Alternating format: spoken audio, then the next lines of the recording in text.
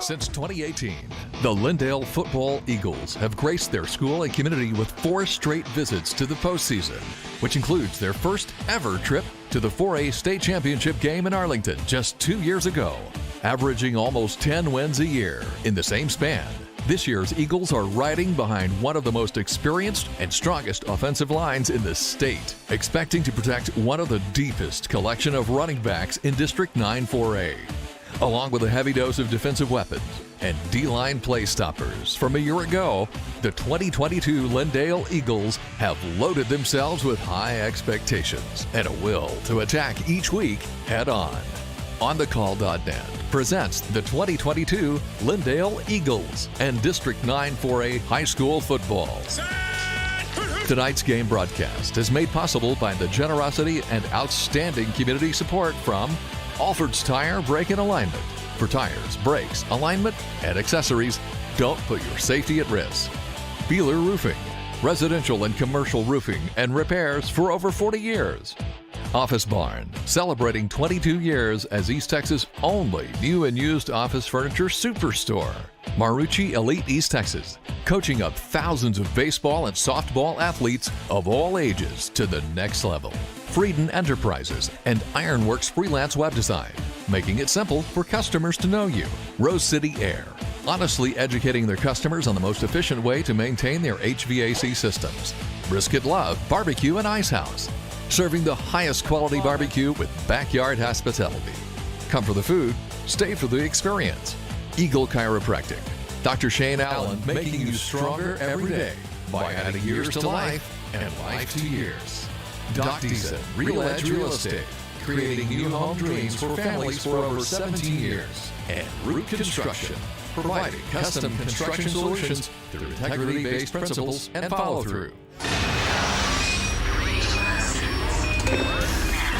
Let's head down to the Root Construction press box for tonight's broadcast with Kenny Smith, Coach Alan Phillips, and Stuart Campion.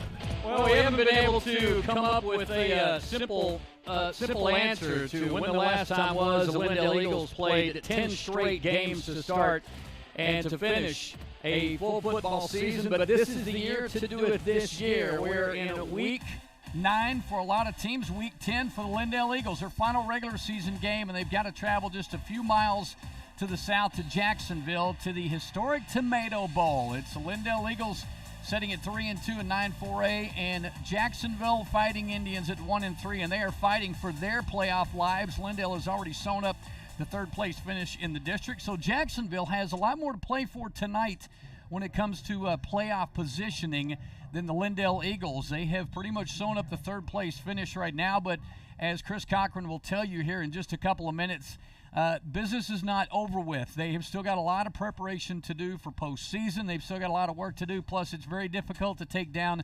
Jacksonville here at the Tomato Bowl, and they will try to do so tonight. It is, for the first time in a few years, a very rainy Friday night in East Texas, and the rain should continue. We've seen a nice little pocket or a little open window here in the last half hour, 45 minutes or so at the Tomato Bowl. So the rain has stopped as of right now, but it's still in the forecast, clouds and storms and rain all around us. Hopefully we will get this one in without any lightning. Cross your fingers, everybody at home. We'll come back. Coach Chris Cochran is standing by. Pregame continues high atop the visitors' Root Construction press box at the Tomato Bowl. Coming up next with OnTheCall.net.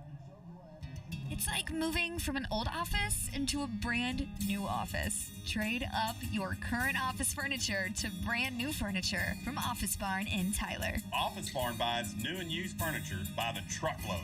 We will also upgrade the look of your office by exchanging your current furniture for new digs. Maximize your office space with our space planning services, including field measurement, design, and a 3D diagram. Office Barn can even reconfigure existing cubicles for office space. More desks than the Pentagon. 1,000 plus chairs. Conference room tables, lobby furniture, storage cabinets, cubicles. I'm John Longcrier. We ship anywhere with next day delivery in East Texas. Buy it in the box and save even more. Discounts for nonprofits, veterans, and first responders. Plus, office moving done right the first time. Between Lindale and Tyler on Highway 69, across from the big American flag. You name it, OB stocks it. Office Barn.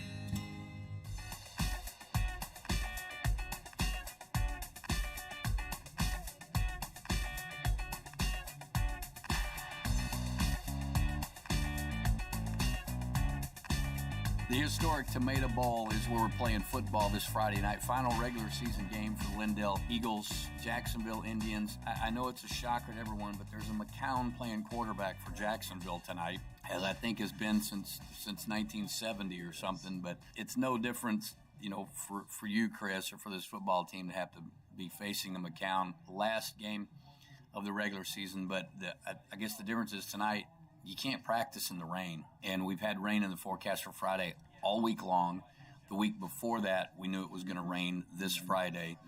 With the chance of the rain and the wet field and everything, is there a preparation thing? Y'all had to talk about it. I know there was speculation that you may end up having to move this game. What do you do to prepare the guys to run out here, possible rain during the game, possible rain at kickoff? What do you guys do preparation-wise? Yeah, you're exactly right. There's only so much that you can do, but we do try. So we're going to always, if we know that there's rain in the forecast, and it's got to be significant because we don't want to ruin footballs, but what we do, what we call wet ball drill during our quarterback, running back exchange during individual, they'll dip a ball in a bucket of water, so we literally have a couple buckets out there and we're dipping a ball and throwing that ball out there, not just in individual, but we make the quarterback throw it. We'll do it, in pass skill. We'll do it in team where Trey's having to snap, Clint's having to catch the snap, then you're having to hand it off. So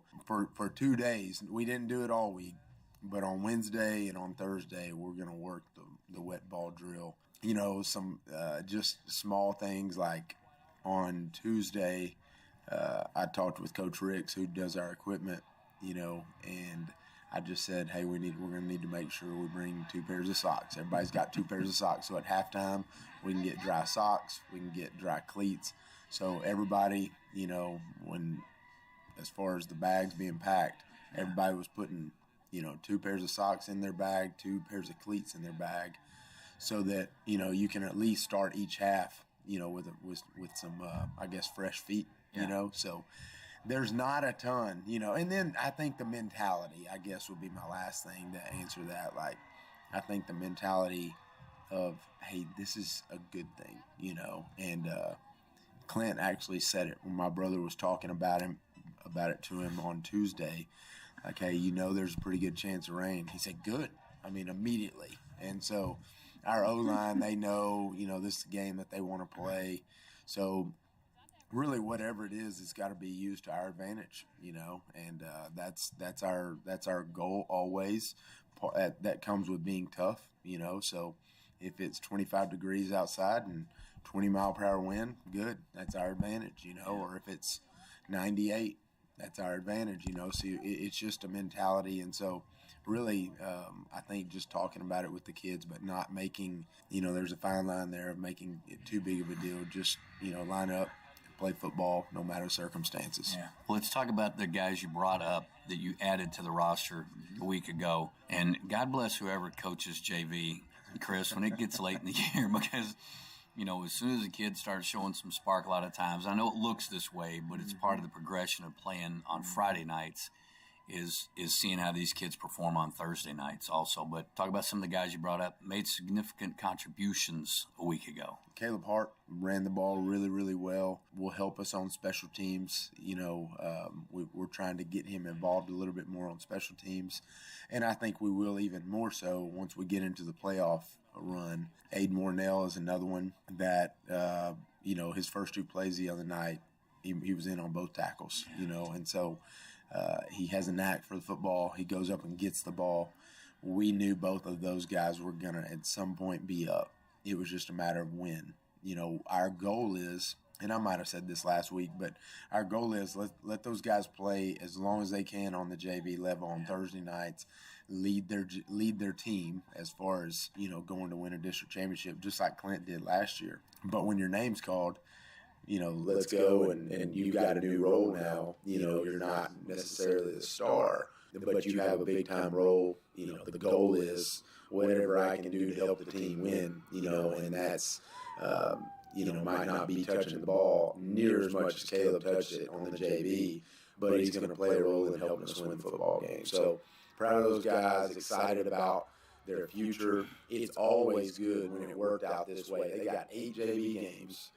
Now they're getting the varsity experience in the most crucial time of the year, which means, depending on how long we can play, hopefully it's a long time, but, if you can put a bunch of weeks together, now they're turning into a very experienced football player, varsity football player, and they've gotten a bunch of experience playing on Thursday night leading up to that. So they played a bunch of football, is my point. And, there's nothing like Friday Night Lights. And, next year when we line up against Kaufman, if those guys are able to play a bunch of games in big games under Friday Night Lights, now that first one is not near as they're not near as nervous, so that's a good thing. After the game last week, or maybe even the Saturday morning when you guys got together, difference in the atmosphere in the room, difference in the attitude in the room. This is obviously, we always go back to this, captains, leaders, and everything.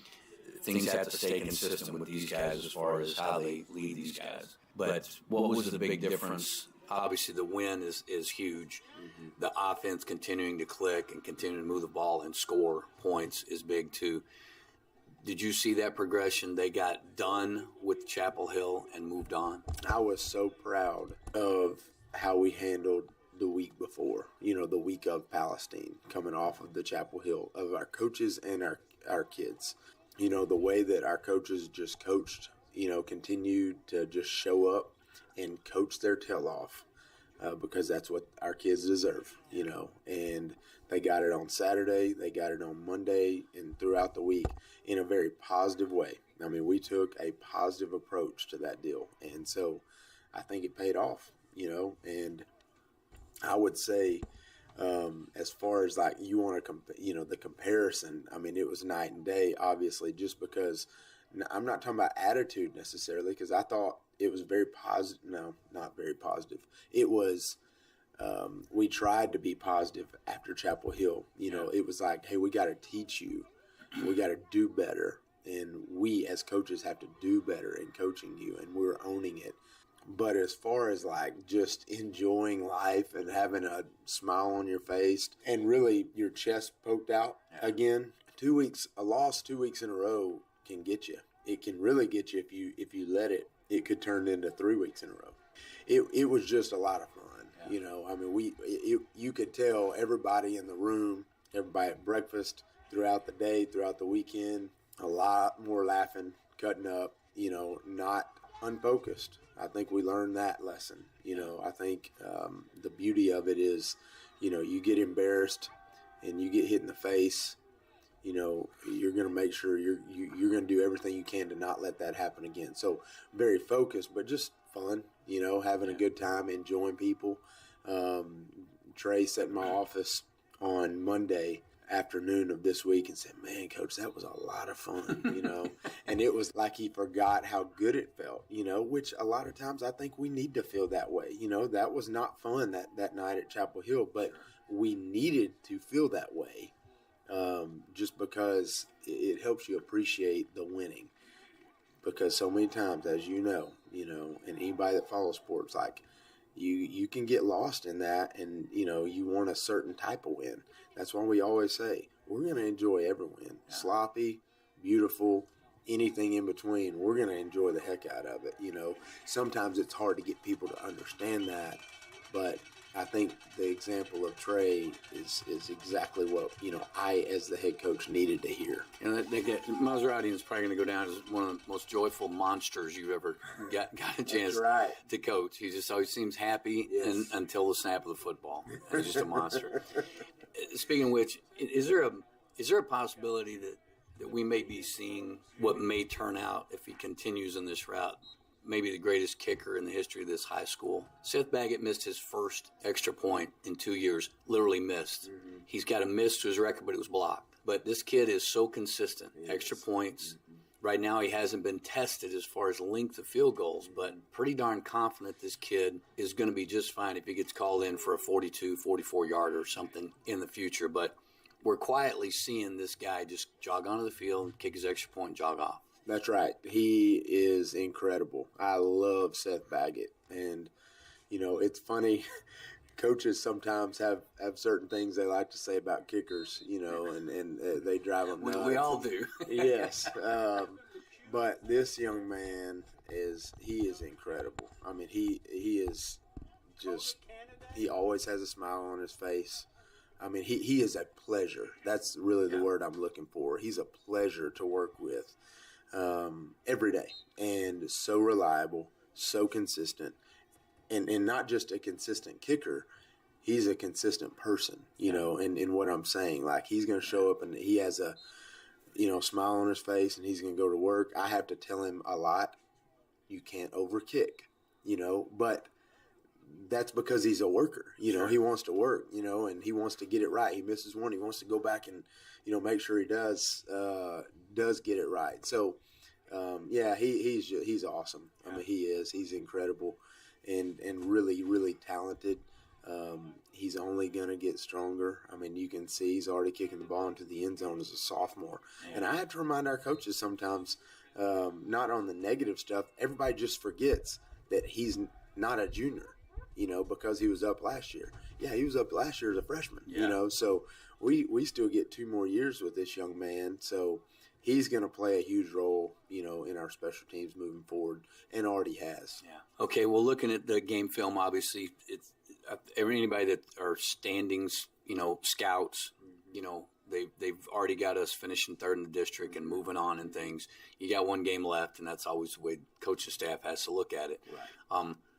Jacksonville, up and down, but they can move the football. They've got athletes. They've got guys that can run the ball. They got a McCown back there throwing the ball. Yes. So what are the things you've seen away from the rain that's going to affect everybody anyway? Right. What are the things you've seen, things that you guys have got to be sharp on tonight? Yeah, all week long it's been defensively we have to defend the pass, and that's a total defense. That's not just the DBs. A lot of times people just think DBs, and it's about our D-line getting pressure on the McCown kid. He's so savvy in getting out of the pocket. I think he escapes the pocket really well. I made the comment on Sunday to our coaches. I'm like, I'm not surprised. I'm sure he's been doing quarterback drills since he was 4 or 5 years old, Sure.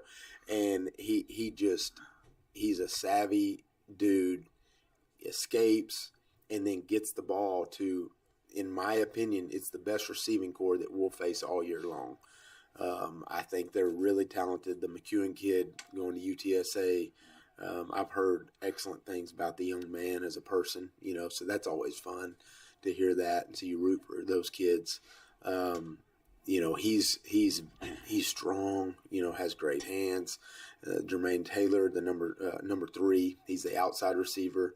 He's a junior, but he's, probably equally as talented. And then the Canada kid who is a defensive player, but they move him over. So those 3 guys can be on the field at the same time.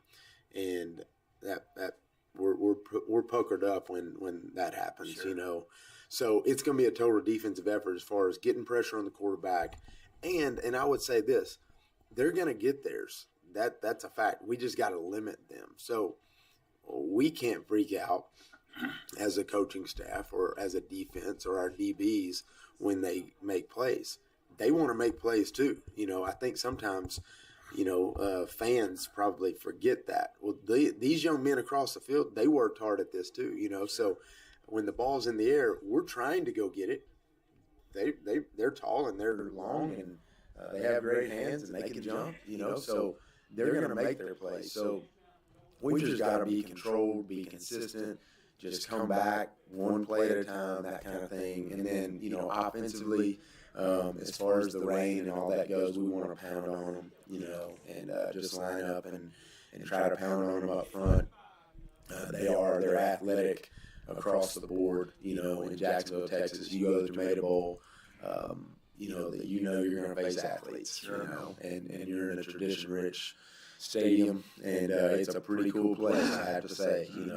I've told our coaches I've gotten the chance to play here and coach here, and it's a pretty cool place, but it is not an easy place to win, So we got to control all the dynamics of that and just line up and go 1-0 each and every play. We will deserve a week off next week, too, so you don't have to get up early Saturday. Oh, I'm sorry, you're a coach. Never mind. Yeah, good luck tonight, man. You guys have fun and stay dry. Oh, I don't know about staying Yeah, dry. I know. Yeah, thank you so much. You betcha. Coach Chris Cochran, we'll talk to Alan Phillips, and we'll try to set this one up with our umbrellas popped up as well tonight. Lindale, Jacksonville, coming next with OnTheCall.net. Alfred's Tire Brake and Alignment is going all in with the 2022 Lindale Eagles. Safety first is not only common sense when it comes to your transportation, it should be the top priority anytime it comes to the overall protection of your family. Safety checks on your basic brake and tire conditions or need for maintenance on your AC system is paramount during the heat of a 2022 summer. Alfred's Tire Brake and Alignment puts the entire family name behind making sure you stay stress-free on the road year-round. You'll find tire replacements for all size tires, even lawn mowers. Lift kits and auto accessories are installed right there. And in some cases, while you wait, Alfred's Tire Brake and Alignment, Highway 69, 4 miles south of I-20 in Tyler. AlfredsBrakeandAlignment.com. Well, warm-ups went pretty much as scheduled on the field. A few overthrows, a few throws out of bounds, and players still trying to get a grip on the wet football. The turf obviously holds on to the, as we see another receiver get a ball right through their hands. It's a little slippery tonight in the Tomato Bowl, and welcome back, everybody. Jacksonville, Texas tonight. It is the final regular season game for the Lindale Eagles. Kenny Smith alongside Coach Alan Phillips, Stuart Campion also taking care of our numbers, and our good buddy Heath Willingham, part of our broadcast crew, and part of the guys that actually put this broadcast together for all of us to enjoy every Friday night. You get to follow the Lindale Eagles with us because of guys like Rose City Air and the rest of the people that back the Eagles throughout the season. Alan, it's a little bit different. We've been talking about this a little bit with now the NFL starting to kind of pressure the league or put the question out there about playing on grass instead of turf. I think that's the one thing during rain situations, Alan, that a lot of people don't realize. Every time the ball touches the turf, it collects water. So it's not that they get a dry ball at the snap. It's immediately following that. It's their clothes are going to be wet. The turf's going to be wet. Is there any changes you know of right away that these players have to adjust to that they couldn't do in practice because the turf is dry in these indoor arenas and things, but now they're at game time situations? Oh, it wouldn't surprise me that if knowing the weather's going to be this way, if Lindale didn't pull out some balls and dunk them in some water, because I've seen coaches do that. They dunk them in water, Sure. and they make those kids catch that ball when they're throwing the ball. You know, the thing about the turf, though, it's better than grass because turf, you know, the water soaks through and it doesn't collect and get into puddles. And when you're on grass, oh my gosh, it's just water everywhere. Sure. You know, and I've never had the privilege of playing on a turf field because They didn't have turf around back then. Astrodome, baby, that was the only one. But you know, I've coached some, and I tell you, during the winter and when it's rain and stuff, it's good to play on turf. And in fact, a lot of times teams that don't have turf go looking to see if they can find somebody that has a turf field, so they can play their game. Sure. Because the grass once again gets so wet. But yeah, that ball does get wet, and it does strange things when it's wet. Well, it is going to be the one thing they have to adjust to, and Coach Chris Cochran was talking in pregame about that, about some of the preparations they did take, some of the drills they did in practice. We don't know if it'll be a factor until the game gets started. Right now, the rain has stopped, and it's been stopped, I guess, for about the last 45 minutes to an hour. There's still, obviously, the field's still wet. The balls are going to be a little bit wet and picking up a little bit of moisture on the field. But let's look at the contest, obviously, Alan, after your final thought with that. I was just going to say, watch the ball boys during this game. Oh, yeah. They'll be running right and back because that's one of the things the coaches will be harping on. With the beach towels, dragging the beach towel with them, too. You know, and it used to be that you could take those balls and put them in a sack that had this substance in it that would drive it. That's illegal. They can't do that anymore. You know, so and it doesn't make sense. I guess they're afraid one school would be able to do it, and another school wouldn't. But putting a substance on there. Yeah, you know, it draws all that water out of them. But yeah, the ball boys always have a good workout during.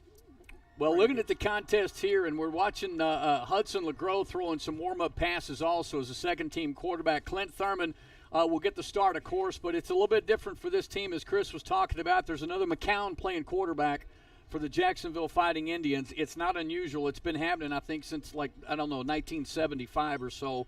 And I can't remember when Randy McCown was here and was quarterbacking before his days at Texas A&M. This is his son, who will be taking over at the quarterback position and will be running the offense tonight, in Ryan McCown, will be the starting quarterback tonight for Jacksonville.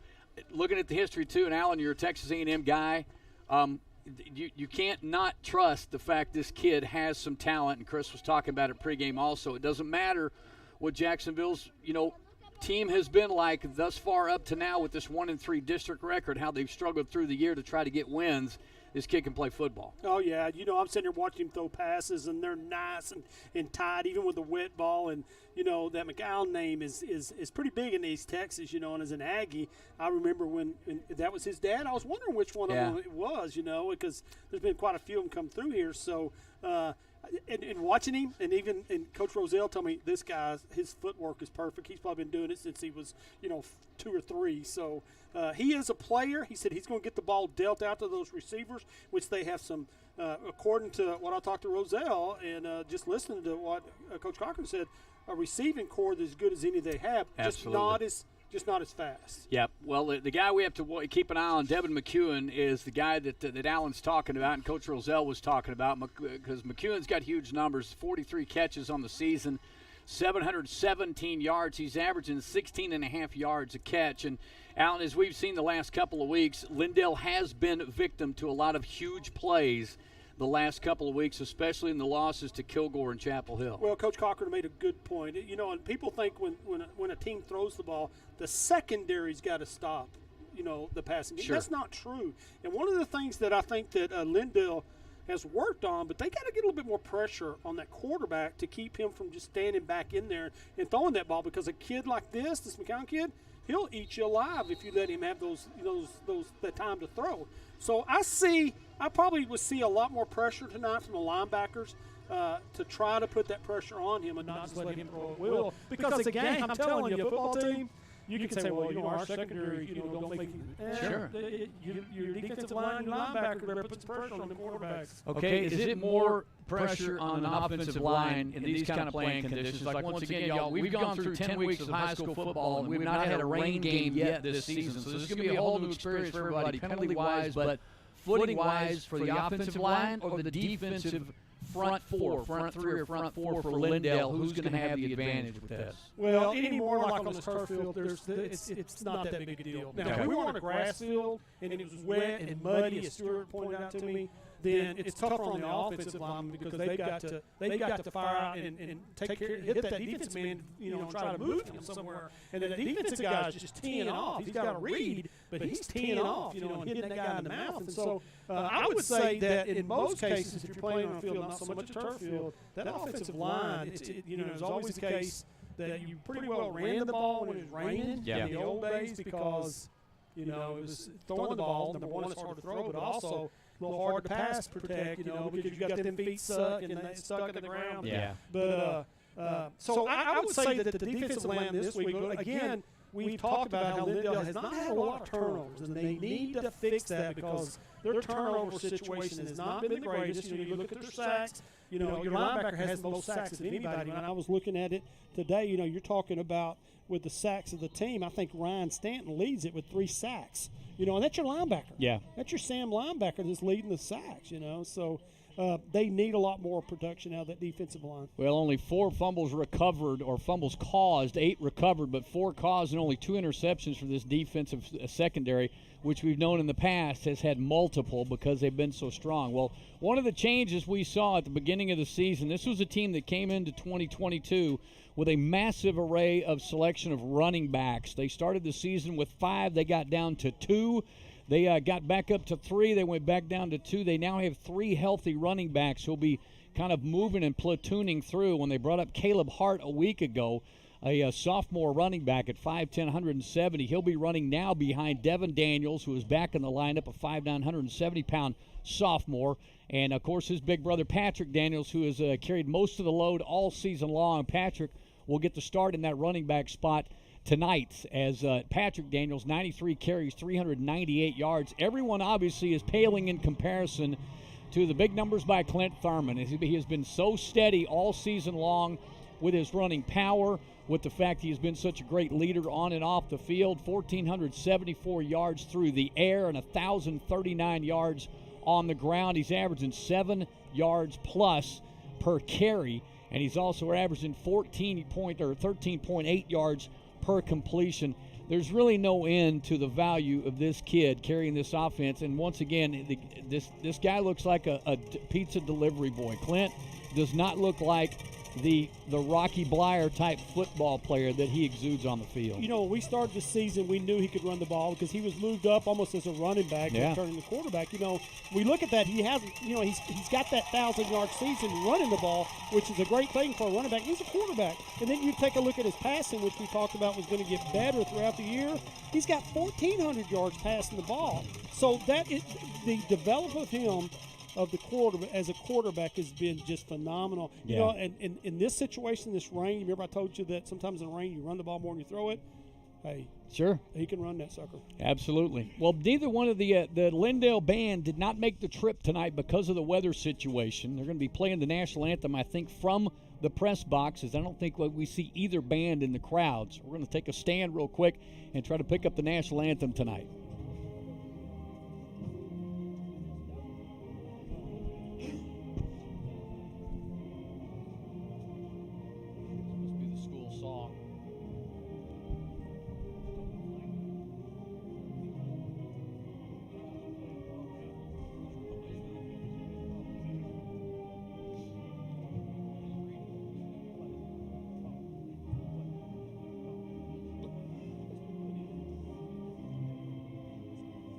They took the flag down because of the rain.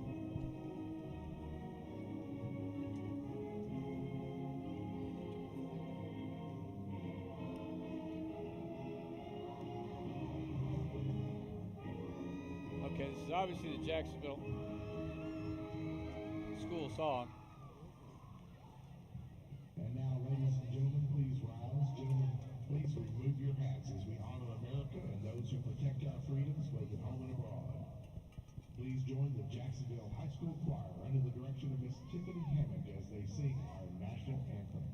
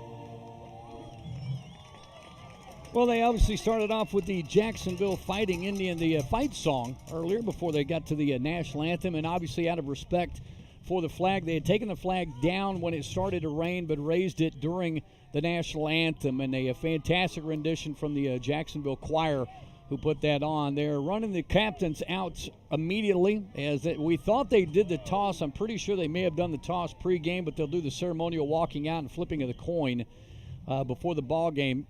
Ethan Moriarty, Jake Kerbo, and Clint Thurman, your captains tonight for the Lindale Eagles. And looking across the way, it'll be Ryan McCown, along with Alexis Martinez Orozco, a captain tonight, along with wide receiver Devin McEwen. And also number 53, it'll be Caden Franklin, rounding up the captains for Jacksonville. As they come out to shake hands, a huge Indian at midfield stretches all the way between the 40s and inside the hash marks and just barely outside the hash marks. Lindale wearing white tonight. Their white tops are black pants or blue numerals, and their white helmets with the thick blue stripe down the center of their helmet as well. And before we get to kickoff, we're missing one of our biggest fans tonight in the stands, and longtime great friend and Buddy Munn, who has missed the game last week. And also this week, as he had knee replacement surgery a couple of weeks ago. His son Aaron came up and made sure that we knew we needed to send him a shout-out. And God bless you, Buddy Munn. We are going to miss you tonight, as he has been following this football team and this program and Lindale sports for as long as I have known him, and that's been, I think, since the about 1990, I believe, when Buddy Munn and I shook hands, I think, for the first time. We're missing Buddy tonight. Lindale will give up the toss to Jacksonville. They win the toss. They've elected to receive. They're going to go from right to left. So the Lindale Eagles will start on defense first of all. And looking over their starters, and they've got a pretty darn good front four and sometimes front three. Christian King, your nose guard, and Corey Watts, your tackle, along with Carson Plunkett, a powerful front three, sometimes turns into a front four. Jake Kerbo, Wyatt Parker, your linebackers, along with Ryan Stanton, who we're not real sure where he plays because most of the time he's all over the field. But Ryan Stanton, your jack linebacker. Rovers, Christian Weidman, your field safety tonight, and getting his first start, and a kid that just brought up from JV a week ago, Aiden Warnell, will get to start at field safety, free safety position tonight. Ryan Betts is your boundary safety. Your corners are Michael Shannon and Jalen Hines. Seth Baggett will tee it up at the 40-yard line, going left to right. Jacksonville wearing their blue tops and blue pants. It'll be a pooch kick. And here we go. Final regular season game taken at the 28-yard line, moving upfield to the 30 to the 35. It'll be returned from Cash Bearden. And Bearden gets his first return, and Jacksonville first down at their own 37-yard line, going right to left. You know, it's funny how teams nowadays, they we've seen Lindale kick it deep, and he, of course, can kick it deep, but they get these little pooch kicks that do it more and more. Well, I'm watching because, remember last week, Seth Baggett dropped that football in like a dime, like he was tossing a fly ball a couple of times, and put it right into a hole where the kick team almost came up with a non-onside kick recovery. Well, that's something they work on now, though. Absolutely. Well, trips receivers, wide side of the field. That is the far side. McCown brings him up with his big back behind him. Joellen Kennedy. Pass is complete. Caught. Jalen Hines with a tackle behind the line of scrimmage. Maybe a loss of a yard. Hines with great coverage, and they go directly to their number one receiver, Devin McEwen, for a short gain. Yeah, there's a quick screen out there. They have two receivers that are going to block for him. And Jalen Hines played that perfectly, came off that block and made the tackle. Well, they are going to mark him back a yard, so it'll set up a 2nd and 11 from the 36-yard line. Ball on the far hash mark this time. And big number 88, Elijah Whitaker, who is listed as a wide receiver tight end. 3 catches, 22 yards, but man, he is a big guy. Wide out to the left. Christian Weidman in his face. Now we'll back up Michael Shannon. Inside handoff Whitaker. Big hole off that right side. He gets it across the 40-yard line, and he'll move it up about 7 yards up to the 41-yard line. That'll be a 3rd and looks like a long 5. Well, let's get a look at the 42. Correction. First series of downs for the Jacksonville Indians as Jacksonville comes in 1-3, 2-6 on the season. They are riding a 3-game losing streak as of right now. The Eagles, after winning last week after back-to-back losses to district leaders Kilgore and Chapel Hill, got back on the winning end after a win over Palestine a week ago. McCown takes a snap, looking left, going to throw left, short. It's caught, juggled, and caught at the 45-yard line, complete across midfield. First down, Jacksonville, and caught by his big receiver, Devin McEwen. And McEwen will take it across the midfield. They're going to mark him down actually right on top of the 50. Yeah, you know, they had 3 receivers over here. 2 of them went deep, and the one on the inside did a quick out. Christian Weidman had a chance to tackle him right back behind the line of scrimmage and just couldn't bring him down. Well, they'll pick up 8 on the first down, so the first down goes for the Jacksonville Indians. And will look like they pulled him down around the 49. McEwen with the catch. His second one tonight already. 9:56 to go. Trips receivers to the right. They have had trips split out left to right. High snap, handoff. Whitaker going far side, gets pushed back in, breaks the tackle at midfield, and finally pulled down at the 47-yard line. As that time, Joellen Kennedy with the carry. He'll pick up 3 tough yards. And, boy, a thing we saw last night, I came over for the 7th and 8th grade games last night, and Lindale Eagles right now, and Jacksonville will have the same problem, some missed tackles, slip tackles. Yes, Jalen Hines, I was watching there, he had a chance to make a tackle behind the line of scrimmage, and he leads the team in pass breakups, but he had a chance to make that tackle and come up from that secondary, but he just missed him. Well, Jalen's already been in on a couple of plays his first possession. Dual receivers to the left, single receiver split out to the right side. McCowan breaks back, now he's going to run. He stops in midfield, now breaks into the field. 45, breaks a tackle up to the 40. Jake Kerbo He made a little move on Jake at around the 48-yard line and picked up big yardage. First down, Jacksonville. Makes it all the way to the 40-yard line. That'll be a 7-yard pickup for McCown and a first down. Yeah, Carson Plunkett came from the opposite side where he plays a defensive tackle, defensive end. Got himself over there. He's got 34 tackles on the year, and he's done a great job from that defensive front. Well, Kennedy comes off the field. McCown will stay in the backfield, taking the snap along with Devin McEwen. Now sets up 2 yards behind him. Ball on the right hash. High snap. McCown will hand off this time and coming near side and slipping down at the 40-yard line and down maybe for a yard loss. That means, McEwen will be brought down for about a yard loss maybe. They're going to say no gain. Yeah, Jake Kerbo was right there, and he was fixing to put a move on Jake Kerbo, and Jake would have made the tackle, but he just slipped before he could get to him. Well, McEwen, does a lot of damage receiving the football. 14 carries, 83 yards on the season. He's averaging 6 yards a carry, but doesn't get the ball that often. He'll stay in for this play as well. Ball on the far hash. They're taking a lot of time calling these plays.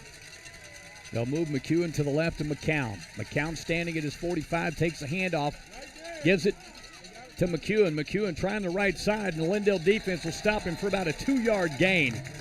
Good pursuit on the far side. Second time in a row, Allen, too, they've gone to the short side of the field on these short handoffs. Yeah, and I don't know what they're doing a read on, but Jake Kerbo that time moved up to the line, which made they start out in a 3-man front, and he moved up to the line and made it a 4-2 look for the Lindale defense, and they just ran right into Jake Kerbo over there.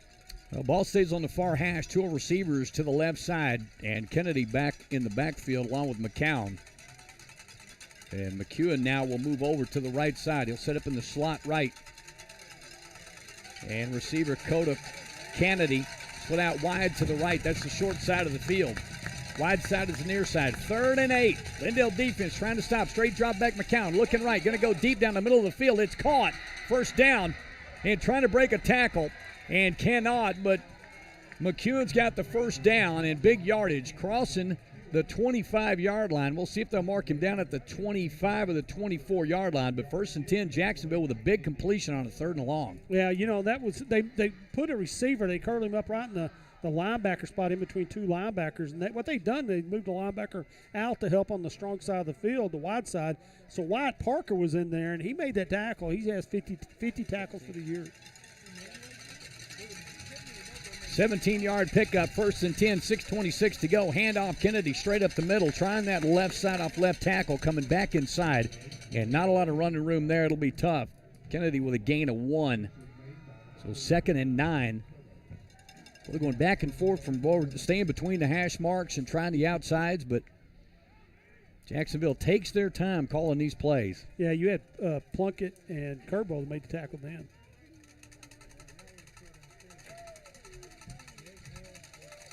I keep calling these pants black, and I think they're just a really dark gray. They are. When I was on the field earlier, I noticed they are very dark gray. They got the dark gray breeches on tonight. Snap back. McCown going to hand off Kennedy, trying the left side, and cannot get past Carson Plunkett with a nice smash tackle at around the 23-yard line. Plunkett the first one to get to him and got him from behind. Slow developing play as it just looked like Joellen Kennedy maybe he saw he had a lot of traffic and tried to dart inside that traffic, and that's right where Plunkett got him. It'll back him up a yard, so it'll set up a 3rd and 10 now. Ball remains at the 22-yard line. I'm going to tell you, Carson Plunkett does a great job. He's on the backside from where that ball went. He went down the line to make that tackle.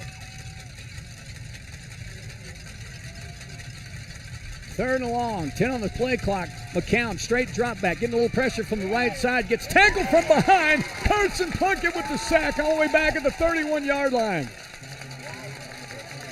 Carson Plunkett's had 2 sacks this year. That makes 3, and that's one of the things we said that's going to have to happen in this game is they're going to have to let some sacks, and Carson Plunkett pulled for them there. Well, Plunkett got him from behind, too, and that was absolute. Joellen Kennedy had that block set up, and Carson just planted his right leg and jumped right outside where Kennedy was set up and got McCown from behind. So backs him up. They're going to go for it. 4th and about 19.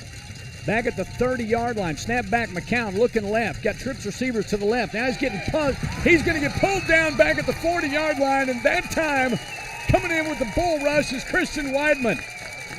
Ball will turn over on downs to the Lindale offense on great defensive plays in the backfield by Carson Plunkett and Christian Weidman. That's one of the things we talked about, Kenny, is that they're going to have to make some turnovers happen.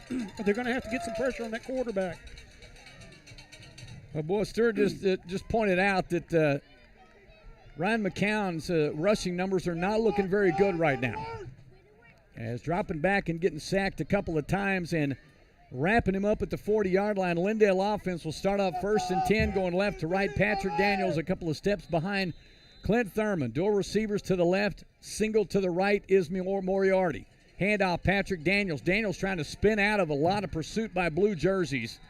And, boy, Daniels had a lot of linemen in front of him to block, but Jacksonville just stood him up at the line of scrimmage for no gain. Yeah, and the whole team was there, but Michael Miles, who has 64 Handoff, Patrick Daniels straight up the middle again, breaks the tackle, 45 midfield, 45, breaking outside, gets an outside block. 30, 25, out of bounds at the 23-yard line. Patrick Daniels breaking it immediately as they do a quick run. As slow as Jacksonville is running their plays, Lindale's running as fast as they can. Well, they run to the line of scrimmage. Devin Daniels checks in for Patrick now. They hustle up to the line of scrimmage after the big gain. 1st and 10 Lindale at the Jacksonville 23-yard line. Snap back, Devin Daniels going left side. Hurdles the tackle at the 15. Inside the 15 to the 10-yard line. Devin Daniels showing some athleticism, diving over the block by Trey Bosradian, who dropped his man right at the 19. Snap back, handoff, Devin Daniels right up the middle to the 5. Surging inside the 5 down to the 2-yard line. Lindale's using that big offensive line, and as we talked about earlier, in the wet field and the conditions, sometimes that offensive line, if they can get off the ball and go straight ahead, it's going to help them out. Well, Devin Daniels that time for 7. So 1st and 10, back-to-back first downs for the Lindale Eagles, and they answer after getting the ball back on downs. 2nd and goal from the 4-yard line. They do a little shift, turn around, handoff to Daniels, coming near side, he gets caught from behind. Great pursuit on the tackle by Jermaine Taylor, catching him from behind. Did you see what Lindale did on offense? Yes. Everybody went over. Everybody shifted over position. Even the center. Oh, my gosh. Well, man down for Jacksonville, unfortunately. Trent Powell is on the ground, and he is in some pain. A couple of teammates are over trying to calm him down at the 4-yard line. But an interesting shift that time for the Lindale offense as they all got in position. And it looked as though, for a minute, that Brandon Petway, the right guard, was set up over center. And they automatically, at the snap of a hand, they all shifted back over to where they should be with Maserati and snapping the football. But what they did is they shifted to one side, which overloaded that one side and made it, have one extra lineman. Student body right. Student body right. Lindale's doing a little bit of that with their offense, so they're moving around those linemen and shifting some people over. And what that does, if your defense is not prepared for that and used to those shifts, like we haven't seen that yet. So they haven't been able to prepare for it. So I'm sure it put Jacksonville for a little bit of a loop. Well, they've got the Jacksonville player up as Trent Powell will now get up. He had a lot of attention from the training staff. He's going to be limping on his left leg, but he'll walk off under his own power. So good news for the Indians. And Trent Powell comes off under his own power. He takes his helmet off on the way off the field. And the entire training staff, everybody's got water and they're ready to go. And with the clock stopped at 2:54 to go, Lindale with their first possession after a long one for Jacksonville. They gave it up on downs on some great defensive plays by the Eagles. They'll come out of the huddle, and here they go. 3rd and goal from the 2-yard line, inside the 2. It is a stacked I formation. They've got 3 in front of the center. Snap to Clint Thurman. He'll take it. Flag goes down at the snap. Thurman cannot get it into the end zone. And there's 21 guys trying to figure out how to get Clint Thurman in the end zone or keep him out. And the flag came down at the snap, so everybody may not have got set that time.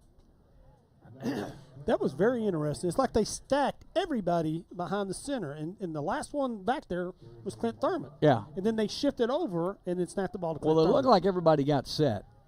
That's what I thought. But we'll see what because it was a good. Okay. Neutral zone infraction, so that's going to be a good half-yard penalty. I don't know how to write that down on my score sheet here, but I'm going to tell you something too, Kenny. In this game, we might see Lindale do some strange things like that. And I'll tell you, there's two we already reasons. have. But I'm going to tell you why. That shift at the offensive line was crazy. You know why they do that right now, especially in this game? Because Lindale's going to make the playoffs, and the team that is playing them is going to see all this. Yeah. They come out with the bunched set again. They shift everybody over, snap back. Clint Thurman's going to follow some white jerseys, and he may not have got in again. Well, the Jacksonville defense is getting penetration, and give them some credit, by golly. They're going to mark the ball exactly down where it snapped. So it'll be 4th and goal from the 1 again. So this will be 3 straight snaps. The Eagles have not been able to get it into the end zone with extra help in the backfield. Clint Thurman jogs back from the headset of Matt Cochran, and they will set up again in that bunched set behind center Maserati, and they'll shift to the left. Snap back. Thurman will take it. Hurdles over a tackler, trying to get into the end zone, and finally, no indication yet. Both linesmen are running in, and they're saying he didn't get it. Oh, my gosh. Well, you know, Jacksonville, to me, appeared to be in what we call a 6-5 goal line. They have people in the gaps in between the center and guard, a person over the tackles and a person over the end, and 3 linebackers sitting in there. And what happened is Lindale's running right at them and not moving them off the line of scrimmage. Great job by the Jacksonville defense to keep them out. Well, that was a heck of a stop there, and that's something we have not seen all season, where Lindale is inside the 5, much less inside the 1-yard line, and they cannot get that defense to back up. But the Jacksonville defense will force Lindale to turn the ball over on downs, so they trade up here. But now the Jacksonville Indians have got a situation here where they've got the ball inside their own 1-yard line, and the Lindale defense is chomping at the bit right now to get this football back. McCown breaks out of the huddle. Ball near the near hash mark. Solo receiver split wide to the left. McCown is now screaming to the sideline, and he's going to have to call a timeout. Alan, I don't think they have enough men on the field. I think they've got 10 on the field. So I think McCown realized that when he broke out of the huddle, and somebody's about to get yelled at during this timeout. Yeah, you know, there's only one split receiver, and I'm thinking, whoa, they haven't done that. There's somebody on the other side. Well, with 1:44 to go in this first period, no score. Both teams have had the football, but haven't had much luck. They've been able to move it. Jacksonville moving it down inside the 20, or right just short of the 20-yard line, before a couple of sacks by Jake Kerbo and a play by Christian Weidman forced them into turning the football over. You know, it's very interesting, Kenny, that, like we said, Jacksonville's taking a lot of time running their plays. Of course, Lindale's as fast as they can get going. Jacksonville, I don't know if they do that all the time, but one of the things is to keep that offense of Lindale off the field, because they've been so prolific in scoring all year. Well, 33 yards of total offense right now for the Jacksonville Indians. And they'll break out of the timeout and set back up. McCown in the backfield along with Joellen Kennedy. Now single receivers left and right. He'll take the football under center, and a quarterback sneak will give him a little extra room as McCown takes it, runs up to the center, takes a direct snap, and he picks up 3 on the carry up to the 4-yard line. Well, you know, Lindale in their 3-3 defense, where they have a nose guard and they have 2 tackles, and then the linebackers are backed up about 5 yards off. So up underneath there, you know, he's got a little room to get just off, you know, to the side of the center to gain some yards. Well, they'll mark him down actually officially at the 3, just outside the 3-yard line. So 2nd and 7. McCown will probably stay in the shotgun here, and we'll see. Kennedy to his left.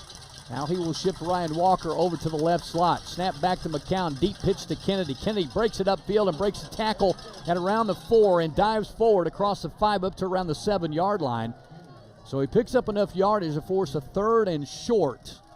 So he'll pick up, they're going to give him about 4 on the carry. You know, the first one to get to him was Christian King from his nose guard position. Got a hand on him to slow him down some. Well, checking back in the football game, Devin McEwen was not on the field that first 3 plays. Or the first 2 plays. McEwen back on the field, now will split out wide by himself. Wide left. Defending on the play, Michael Shannon gives him 10 yards of cushion. Snap back to McCown, hands off Kennedy. He gets stoned on and pulled down in the backfield. Will Hunt was in. Who was that? It can't be Hutchins. I think it was Brady Bowles. Well, I can't even see the number. It is Bowman. It was Bowman. Brady Bowman comes out of nowhere and just explodes on Joellen Kennedy at the 2-yard line. What a play by Bowman. Oh, my. They're going to let the clock run out. First quarter goes quickly as the ball stays on the ground, and the Lindale Eagles are going to force Jacksonville to punt from their own end zone when they switch sides. Nothing after one from Jacksonville. Lindale about to get the football back when we return. Lindale Eagle football continues with OnTheCall.net. The summer of 2022 has been tough on everyone, especially those that were without a top-performing HVAC system. Rose City Air was created by Will Decker and Heath Willingham after they experienced plenty of too little, too late scenarios. With two objectives in mind: service and educate consumers on the most efficient ways to maintain a healthy AC unit correctly the first time and eliminate the anxiety of second and third opinions and repairs. Rose City Air takes the time to show you the complexities of maintaining a top-notch HVAC system while the estimate and assessment is being done. Rose City Air's free estimates, 24-hour no-hassle emergency services, low-cost maintenance agreements, and discounts for veterans, first responders, and educators are why Rose City Air wants to service your home or business whenever the need arises. 903-630-4343 or go to rosecityairtx.com. Back at the Tomato Bowl in Jacksonville, it is scoreless right now. Second quarter, I don't even remember if we've done that at all year, where it's been scoreless after one quarter, but that's where we're at. Lindale Eagles win a fantastic play by Brady Bowman, forces Jacksonville to stand at their own inside, just barely inside the back end line of the end zone for this fourth down punt. Snap is high. It'll be a side-winding kick and a decent kick. It'll turn over and hit at the 44-yard line, bounces back inside midfield and all the way to the 47-yard line. Kristen Weidman has no chance for a return. A fantastic punt by punter Skylar Whitaker to get him out at the 47. That looked like a real punt. Yes, Kenny. it did. Well, have we seen one this year yet? No, that one turned over. And yeah. That's what we always looked for a good punter. You know, back in my day, that's what you wanted to do. Go up like a pass and turn over because it's harder to catch. Nowadays, they all want them to spiral back, just, what do you call that when they go? Oh, end over end? End over end. Yeah. They spiral back. That's a new term. I couldn't come up with We got to make stuff up sometimes. Get our own terms. First and 10, Lindale Eagles right to left at their own 47. Clint Thurman with Patrick Daniels to his right. Dual receivers left and right. Hands off to Daniels, straight up the middle. Daniels hit at the 50-yard line and pulled down right there. They're going to give him forward progress to the 48. So give him 4 on the carry. Daniels will set him up 2nd and 6 now. Michael Miles is only a sophomore for Jacksonville. Gets 64 tackles on the year, and he plays that linebacker. So a lot of years for Jacksonville to see him. Yeah, well, that guy's been dominating this defense all season long. Doesn't matter who they're playing. 2 receivers left and right. Marcus Fields split out wide left. Thurman with the keeper. Takes it off right side. Breaks the tackle. 45, 40. Still on his feet across the 30-yard line. They'll mark him down just inside the 30 at the 29-yard line. Make that a 19-yard run for Clint Thurman. First down, Eagles. Jonathan Johnson on the tackle, not before he gets a lot of yards. Lindale 60 yards in that first quarter. High snap to Thurman. Thurman will throw it complete to Moriarty on the far side. Moriarty with a short gain. Takes it just short of the 20-yard line. They'll give him a completion of 4, make that 5 yards. 2nd and 5, make that 6 yards. So 2nd and 4 now after that completion. First completion, I think, from Clint Thurman today. Yeah, and picking on Johnson over there. Had to have a little help from number 14, Devin McEwen, to get over there to help out. Well, Marcus Field all by himself, split out wide left. Handoff Daniels coming near side. Devin Daniels breaks the tackle, Patrick across the 20. Gets up to around the 18, maybe a yard short. We're going to see where the depth of this. They're going to move the chain, so 1st and 10. Patrick Daniels will give him enough for the first down. Takes it from the 22 to the 18-yard line. Give him 4 on that carry. And he'll get a little bit of time off. Wyatt Parker checks in and standing in the backfield with Clint Thurman. So Wyatt Parker, we'll see if he's going to get a carry here. He sits up about 3 yards deep. He does. Wyatt Parker with the carry. Goes right side, gets some running room. Parker across the 15, up near the 10-yard line, up to the 12. So a 6-yard carry for Wyatt Parker. He looked like a linebacker carrying the ball. He had that ball covered up. Both carries. Shoulders straight ahead. Yes, he did. Wyatt who is a pretty darn good linebacker, and he punts. He decided to come in and run with the football that time. I'm going to see if he's even had a carry all season long. Wyatt Parker, that's his second carry. His first carry of the year went for 31 yards. Alex Romero shifts from the left to the right. Romero and Moriarty split wide to the right field again by himself. Turnaround handoff. First man through, barely gets back to the line of scrimmage. We'll see who the carry was. I think that may have been Caleb Hart. It'll be Hart with his first carry. And he just gets back to the line of scrimmage. So it'll be 3rd and 5 from the 12. They'll play quickly. Hart stays in behind Thurman. Snap back. Thurman with a free play. Going to try the end zone. Going to the corner. Going up. Pulling it down is Moriarty. They're going to call it a touchdown. A fantastic catch by Ethan in that far corner. We'll see if this is a defensive call and see if this touchdown stands. They're going to call offsides. Touchdown stands. Moriarty with a spectacular catch in the back corner of the end zone, going up over the defender and pulling this down. Alan, how many times have you called this play? I'm telling you what, they run that better than any team I've ever seen. And all it is it's an automatic. No matter what play they have, when the ball is snapped, if they're offsides, they're going to throw that fade. And they're going to, connect it for a touchdown. Well, they're going to try for 2. Handoff. First man through. You got to be kidding me. It's Will Hutchins with the 2-point conversion. Oh, my God. You think this guy's smiling? Look at him. He's partying on the sideline. They're going to call him He's going to keep the football. They're going to call him the refrigerator before long. Kenny, you remember? Somebody's got to remind him he's got to put the ball, give the ball back to the official. You remember refrigerator Perry? There it is right there. Oh, my gosh. Hutch gets the 2-point conversion. It is an 8-0 lead for Lindale. When we come back, Eagle football continues with OnTheCall.net. You're listening to the Koi Sessions from Brisket Love Barbecue and Ice House. All right, Koi, let's take it from the top. Let's see. Brisket Love Barbecue and Again. Brisket Love Barbecue and Again. Brisket Love Barbecue and now that Again. Texas Monthly twice in a row said we're some of the best barbecue in East Texas, so we want you to come see us. Remember, you stay for the food, you come for the experience. I think we got it. Brisket Love Barbecue and Ice House. Yeah. Maybe not. I still love it. When a lineman scores a touchdown or gets in the end zone, it's a treat, man. It is a treat. Will Hutchins with his first 2-point conversion on the season. Clint Thurman's got 6 rushing, 1 passing. Alex Romero's got 1 receiving. They're going to call for a fair catch on the kick by Seth Baggett. It'll be a short kick again, and fair caught at the 34-yard line by the Jacksonville Indians. Oh, my gosh. They need to work on that hand signal for fair catch. It almost it was a wave. Yeah. A little bit of a wave. I think as long as he makes an effort, they're going to give him the benefit of the doubt. I may have to ask Mr. Hutchins if his Sam Houston State recruited son is if that's his first score of his life. He's starting to go fullback now. Let's get through the campaign for it. Coach, give me the ball some more. Snap back to McCown. First and 10, Jacksonville going left to right. Getting flush. McCown's rolling to his left. He's going to keep the football. Crossing the 40 and out of bounds. He picks up pretty good yardage. And the umpire's standing. We'll wait till where the linesman will stop. Linesman will stop at the 40. So he'll pick up around 8 yards, looks like, on the carry. Down marker's going to say 7.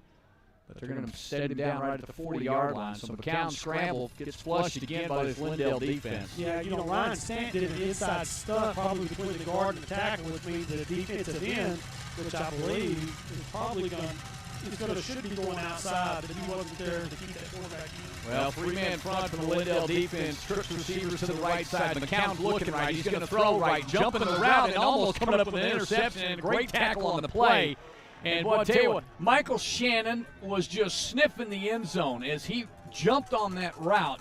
But Devin McEwen got the catch at around the 41-yard line. So only picks up 2 on the catch. But boy, Shannon was almost taking that to the house. Do you think his eyes were big? He made a break immediately. Yes. And took that middle receiver in that trip set. And boy, Shannon he was smelling it. So here we go, 3rd and 3 from the 41-yard line. Lindale fans are trying to help their defense. Handoff straight up the middle. Kennedy has to stretch it for the first down. I think he's right on top of the down marker. And he may have got it. They're going to stretch it. And, yes, he'll pick up the first down by maybe a half a yard. So 1st and 10 Jacksonville, their first one here in the second period. 8-0 Lindale. After the fantastic 12-yard catch in the back corner of the end zone on a free play, Clint Thurman ran to perfection, as he has done many times. There's got to be an automatic, too, when they call that play, because he's gone to field before, he's gone to Moriarty before. Yes. That time he goes to the right side. 3-man front for the defense. Strips receivers. Dual receivers split out to the wide side of the field. Handoff coming near side Kennedy. Gets bottled down by white jerseys. We're going to see who gets in there first. Down at the bottom of the pile is going to be Wyatt Parker, and I think Ryan Stanton came in to finish things up back at the 40. Well, Lindale doing a little switcheroo. They're taking their 3 defensive linemen and took them out and put 3 new defensive linemen. And some of those were, for Brady Bowman. It was also Gabe Hart and let's see, number 55, Cameron Hicks. They all came in and give some fresh legs to that defensive front. Well, that's what they're doing right now, is they get some. Okay, Bowman's now on that front line as well. And I'm trying to make sure who's on this near side end. That's not 59. We don't have a 59 on our roster. We'll check here. 2nd and 2. High snap. McCown's going to throw right. Coming right. Got a man open off the fingertips. Good coverage by Ryan Betts, coming in right behind that. Coda Kennedy was the intended receiver. Kennedy had to turn. It was an in route. He was trying to go up the field. McCown threw it on his outside shoulder, and he had to turn his body completely around and couldn't handle it at the 30. Yeah, Cameron Hicks is that number 55 that was in there you wondered about. Now, I'm telling you what they're doing is they're trading those 3 defensive linemen in and out and making sure they have fresh legs so they can put that pressure on McCown. Okay, well, they called. All right, the Lindale defense was clapping their hands, and now the officials are going to call a timeout. And they stopped the clock at 6:47 to go first half. 8-0 Lindale. And McCown will set him up 3rd and 11 from the 42-yard line. McCown takes a snap, looking left. Now he's going to throw across the middle of the field. It's caught at the 40. Caught at the 40 again by Devin McEwen. McEwen got open in the middle of the field. Big yardage as he takes it all the way to the 35-yard line. That'll be 15 and 8, 23-yard pickup by McEwen and a first down. I'm going to tell you, McCown's pretty good at finding those receivers, because what they're doing is they're making their breaks and they're right behind the linebackers. The linebackers drop into their secondary coverages and hook zones and in the middle, but they're right between those linebackers, and he's just drilling it in between them. Oh, boy. And McCown's kind of have a history of this, of learning how to hit receivers, just like you said, Alan. Perfect time, right out of the break. If you can hit them right as they turn their head. McCown looking straight up the middle of the field, got a lot of running room. To the 30, coming near side 25, and running out of bounds at the 19-yard line. So McCown picks up 14 yards on that carry. See, Lindale on that play, they took the 2 linebackers. They took and rushed Ryan Stanton, and they also rushed Jake Curbo to put a little pressure. Those are your 2 linebackers. What happened there turned out to be a hole in the middle, and McCown, who doesn't run a whole lot, was, all he saw was green grass up in there, so he had a place to run. All right, well, they give him 16 on the pickup. So 1st and 10, Jacksonville. After the first down, as they're well inside the red zone now, McCown snap back, going to throw again. Going to throw complete to the 17, making a move, and inside the 15 to the 10, up to the 9-yard line. And finally pulled down by Jake Curbo, is just getting to the 10-yard line. And they're going to move the sticks again. Quick out route again to Devin McEwen. Yeah, that was a screen out there, and Jonathan Johnson for Jacksonville did a lot better job of blocking Jalen Hines that time to get him a little room to run. 5:53 to go first half. 8-0 Lindale. Jacksonville Indians are on the move inside the 10-yard line. McCown with the large side of the field near side. Handoff. Kennedy is popped at the 9-yard line. No gain. Lindale defense, somebody put a body on him as somebody grabbed around the ankles and just popped him, pushing him backward. Good job, Ted! Good job, 15! I think that was Ryan Stanton who made that pop. Well, our fan right underneath our crowd, Mike, said Stanton and 15 Wyatt Parker. So we're going to go off that guy. I'm going to tell you something. Wyatt Parker has become a really good football player. In the first year almost out of nowhere. Yes. We'll set up 2nd and goal from the 9-yard line. Snap back, McCown's going to look right. Going to try to throw right. Throws to the end zone. Caught. Touchdown. Flag comes down back at the 10-yard line. Now, the linesman threw it well behind the play, but we're going to see what the call's going to be. As completion goes through, was that number 2 made that catch? Yes, Cody. Okay. Cody Kennedy made the catch. They're going to call a penalty against Jacksonville. Now, the referee looks away from us, so we missed the call. Other than we're going to wait and see if.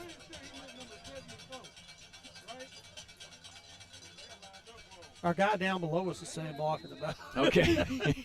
Yeah, our crowd mic is just over the head. They're only going to back them up 5 yards. So it'll be a 5-yard mark off against Jacksonville, nullifying the touchdown catch. So that play never happened. It'll be 2nd and goal now from the 14-yard line. Snap back, McCown's going to look left. He's going to throw the end zone again, caught, and then dropped, and intercepted at the 2-yard line. Coming back the other way, I think it's Jake Kerbo. They're going to say that's going to be a good interception. Well, the catch was made at the goal line, and he got hit immediately. The ball came out. Kerbo caught it in the air, but the officials, I'm not sure, blew the whistle. Now, the Lindale Eagles, well, the officials, I think, are talking, and Sir just brought up a good fact. If he caught the ball, broke the plane, and then the ball got knocked out, Alan, this is going to be a long talk with the officials, possibly.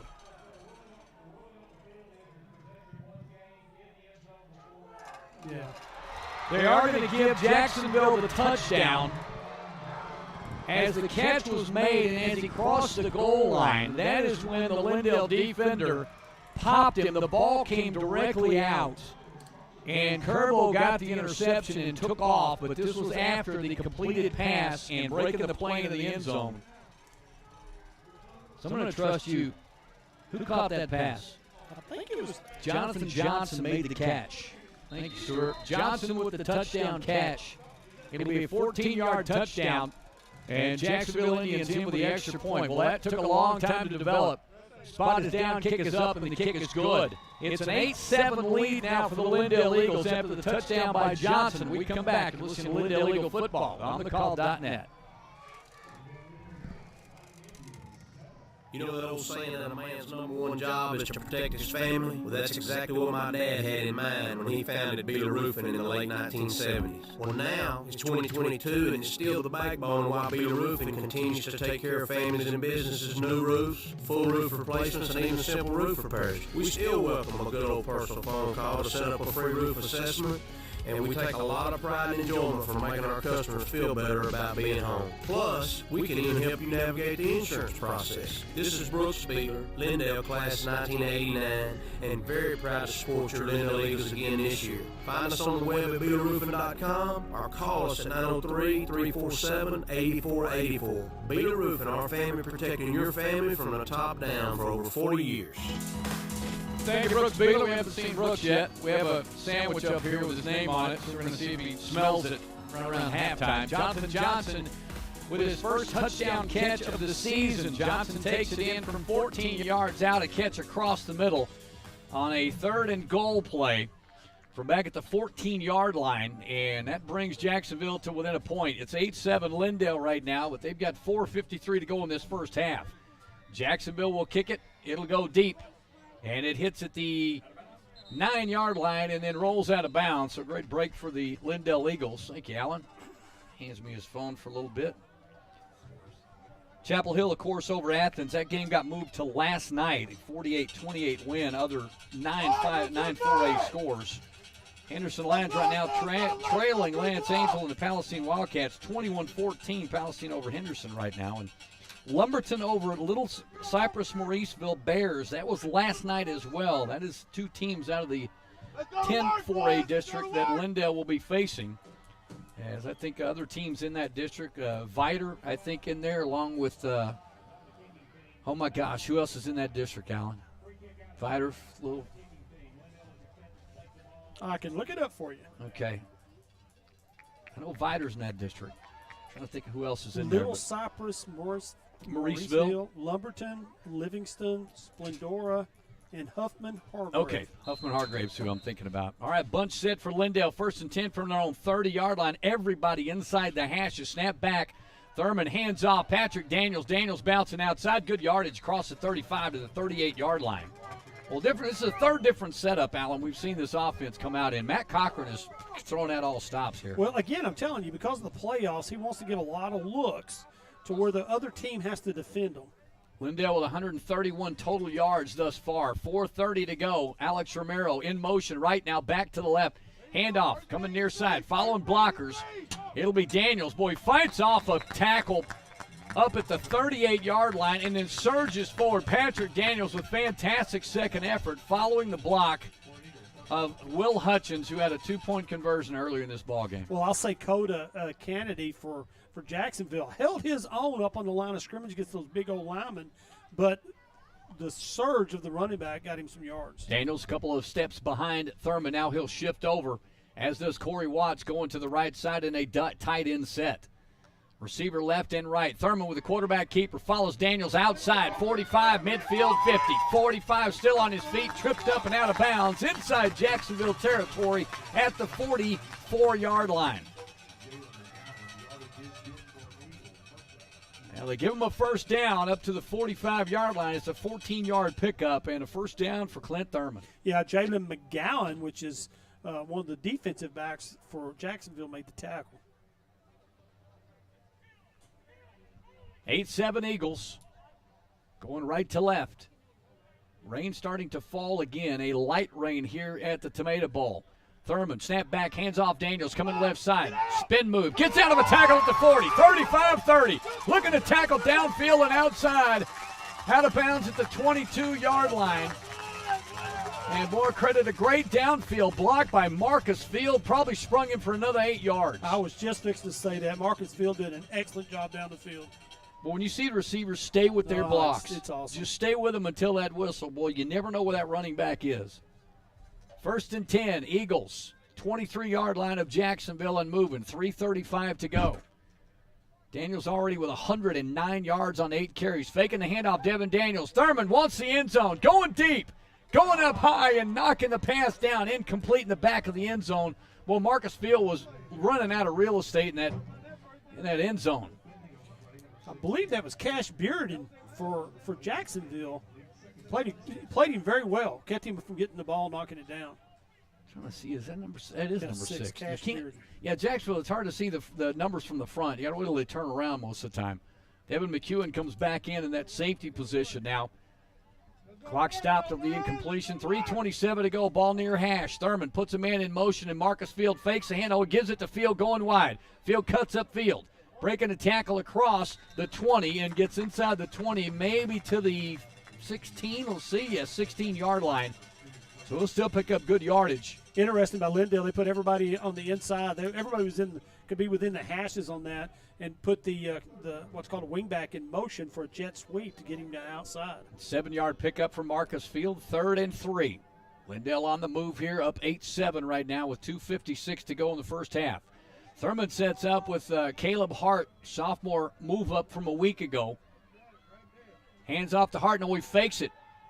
He's coming to the end zone, coming near side, floats it up there. It's in and out of the defender's hands and right into the hands of number 6. Marcus Field in for the touchdown.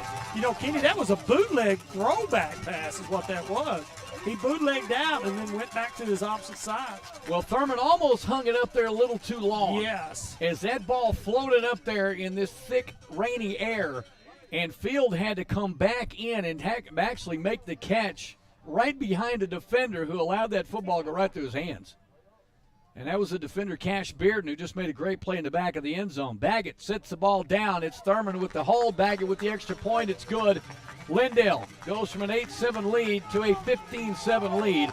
With 2:41 to go in the first half, we come back. Lindale Eagle football continues with OnTheCall.net. Hey, Doc Deason here, Lindale class of 1990 with Real Edge Real Estate in Tyler. You can find me online at DocDeasonRealEstate.com. You know, after this summer, anything associated with fall is going to be welcome throughout the season, especially Lindale High School football. It's an honor for me to again partner with my friend of 30 years, your play-by-play man, Kenny Smith. There's nothing in this country quite like Texas high school football, and you need to know we're partaking in a legendary pastime right now. But when the game's over, if you need some help with real estate, give me a shout. Don't hesitate. 903-262-8680. That's 262-8680. Again, I'm fellow Eagle Doc Deason. Thanks for listening.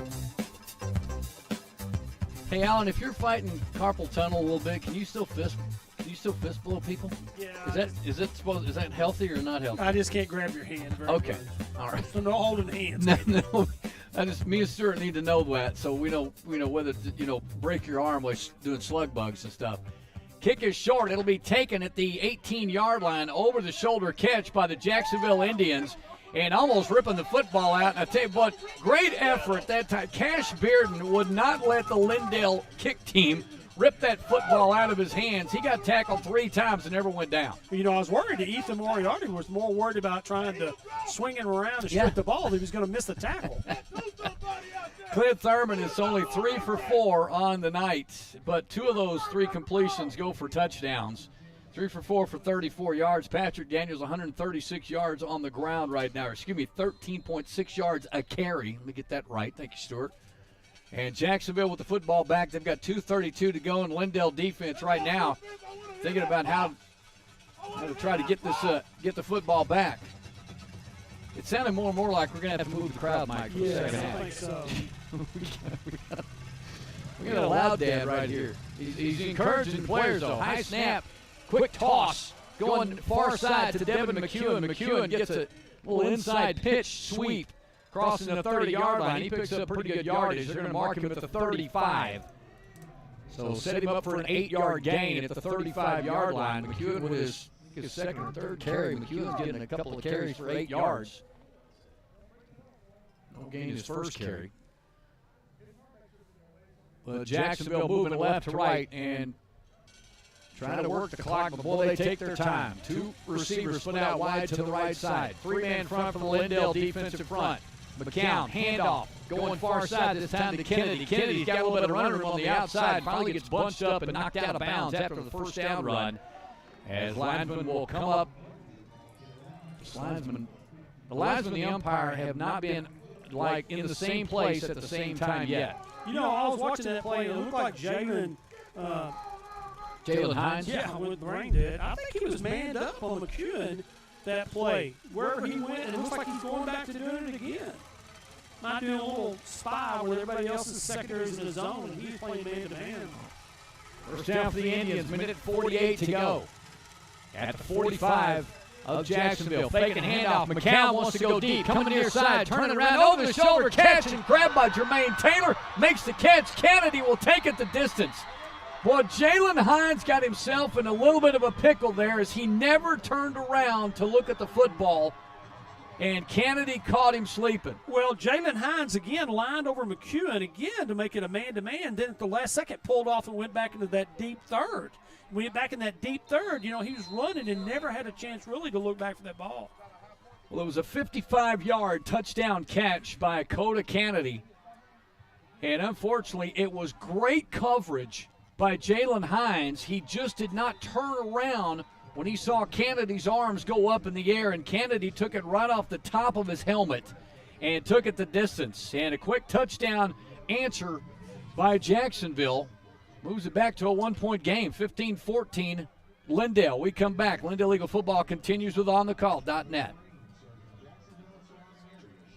If you're looking to advance and improve your baseball or softball skills and overall game with the hopes of moving on to the next level, Marucci Elite East Texas is the premier select organization to do just that. Hi folks, I'm Derek Kraft, current minor league pitcher for the New York Yankees and coach for Marucci Elite. Head coaches Mike Holochuk and Jeff Casey take over 35 years of coaching experience to the field each year, showcasing East Texas's finest baseball and softball talent. Marucci Elite East Texas has proven itself to be the best at directly focusing on player development and the recruitment of its athletes. You can follow them anytime and learn more about Marucci Elite East Texas through Facebook, Instagram, or Twitter at METXETX. That's METXETX for Marucci Elite East Texas. Well, with 1:39 to go, it's not exactly how Lindale wanted to script it there, giving up that late touchdown.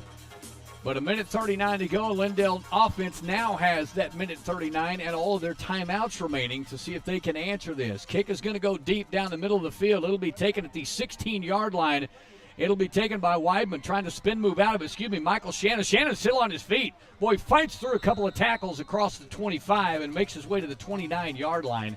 And Michael Shannon has made, he has really gotten to where he really enjoys. He's got a little Eric Williams in him right there, Alan, where he loves getting the kickoff returns. 7 returns, 173 yards on the year. He's averaging 25 yards a return. But this is a guy hungry to break one. Have you ever done a kickoff return? No, I'm it's not the that funnest thing to work because no. you're catching that ball and you're going full speed down the field. Sure. Yeah, there's a reason I've never owned a Camaro. That's the exact same reason. I'm not going to be a kick returner. Thurman takes the snap, 1st and 10. Lindale, he's going to keep it, coming near side. He's got to run away from the defense, and he can't get away from the Jacksonville defender, who's about 3 times his size. A humongous Devarian Boyd pulls down Clint Thurman all the way back at the 23-yard line. He makes everybody look small. Oh, my I gosh. didn't realize how big he was. Well, he's big enough to where Chris Cochran's going to want to go ahead and call a timeout right now. His clock ran down to 1:22 to go, and he's going to call a timeout and try to regroup here. Matt has been pretty inventive here in the last 3 or 4 series about doing some different setups, Alan. With 1:25 to go, do you do something a little crazy here? Do you do something a little off chart? I wouldn't think so. I really think that he's putting a lot of looks in. He's done that the last 2 weeks, if you think about it. He's doing that to make the playoff team that they get have to work on those sets and those plays. And so it makes them have to, respect that where they run them a lot. But in this point right here, I think that with 1:25, you try to get the ball down the field the best you can, running your best plays, is what I would think. Well, we haven't seen Clint utilize the sideline at all tonight. He's gone down the middle of the field or deep to the end zone, even though he's only 3 for 4 right now, but 2 of those completions going for touchdowns. So out of the timeouts, Chris Cochran takes his first with 1:25 to go. So here we go. Snap back. Thurman's going to keep it himself. Coming near side. Bounces it outside to the 30. Got a lot of run room. 40. Midfield. 40. Still on his feet. Crossing the 30 and gets popped out of bounds. But he stays there, and he gets hit late. They're going to throw a flag, and they're going to add 15 to this. Okay, what Lindale did then, they put trips on one side with the tight end to the left side. Jacksonville pretty well shifted their defense all the way over to that trips, and so he was able to go to the outside, get up the sideline for that massive yardage. So you're saying this was a QB read at the snap? I think that when he got that, he knew what they were doing. They'd seen that Jacksonville had seen that before. Then they went over there and overloaded onto the trip side, and he came off to the left. Well, it's a 15-yard mark-off. They are going to give Lindale the football now at the Jacksonville 14-yard line. 1st and 10 from the 14 on the massive run by Thurman. He keeps it himself, coming near side. Now he's going to throw it. Jump pass. Patrick Daniels, touchdown. Kenny, that was the same formation, the same play. Oh, just now. Yes, and what they did is they faked that block, and he just went up the sideline, tossed it over there. Oh, my gosh. It's like the old jump pass. That is a fantastic call by Matt Cochran. Just like you just said, Clint Thurman took the snap, tucked the football, ran about 3 steps, led Patrick Daniels, who was a lead blocker, let him clear the defensive line, and then just toss it over him into him for the touchdown. Seth Baggett, extra point. It's good. Of course it is. Lindale 22, Jacksonville 14. We come back. Lindale Eagle football continues with OnTheCall.net. Backing the Lindale Football Eagles now as he did back then. Eagle Chiropractic is owned and operated by former Lindale Eagles center, Dr. Shane Allen. A class of 1989 graduate, Dr. Allen is an expert in chiropractic and nutritional health counseling. His expertise in these areas assist him in helping patients reduce and even eliminate migraine headaches, neck pain, back pain, and joint pain of all levels, both acute and chronic. Eagle Chiropractic offers therapeutic exercises, nutritional supplements, and analgesic creams dreams, along with educational consultations and follow-up to assure continued support and confidence in a healthy lifestyle that is pain-free. Eagle Chiropractic, Highway 69 in Lindale, open Monday, Wednesday, Friday, or Saturdays. Call for an appointment and consultation at 903-881-5172. Eagle Chiropractic, making people better every day.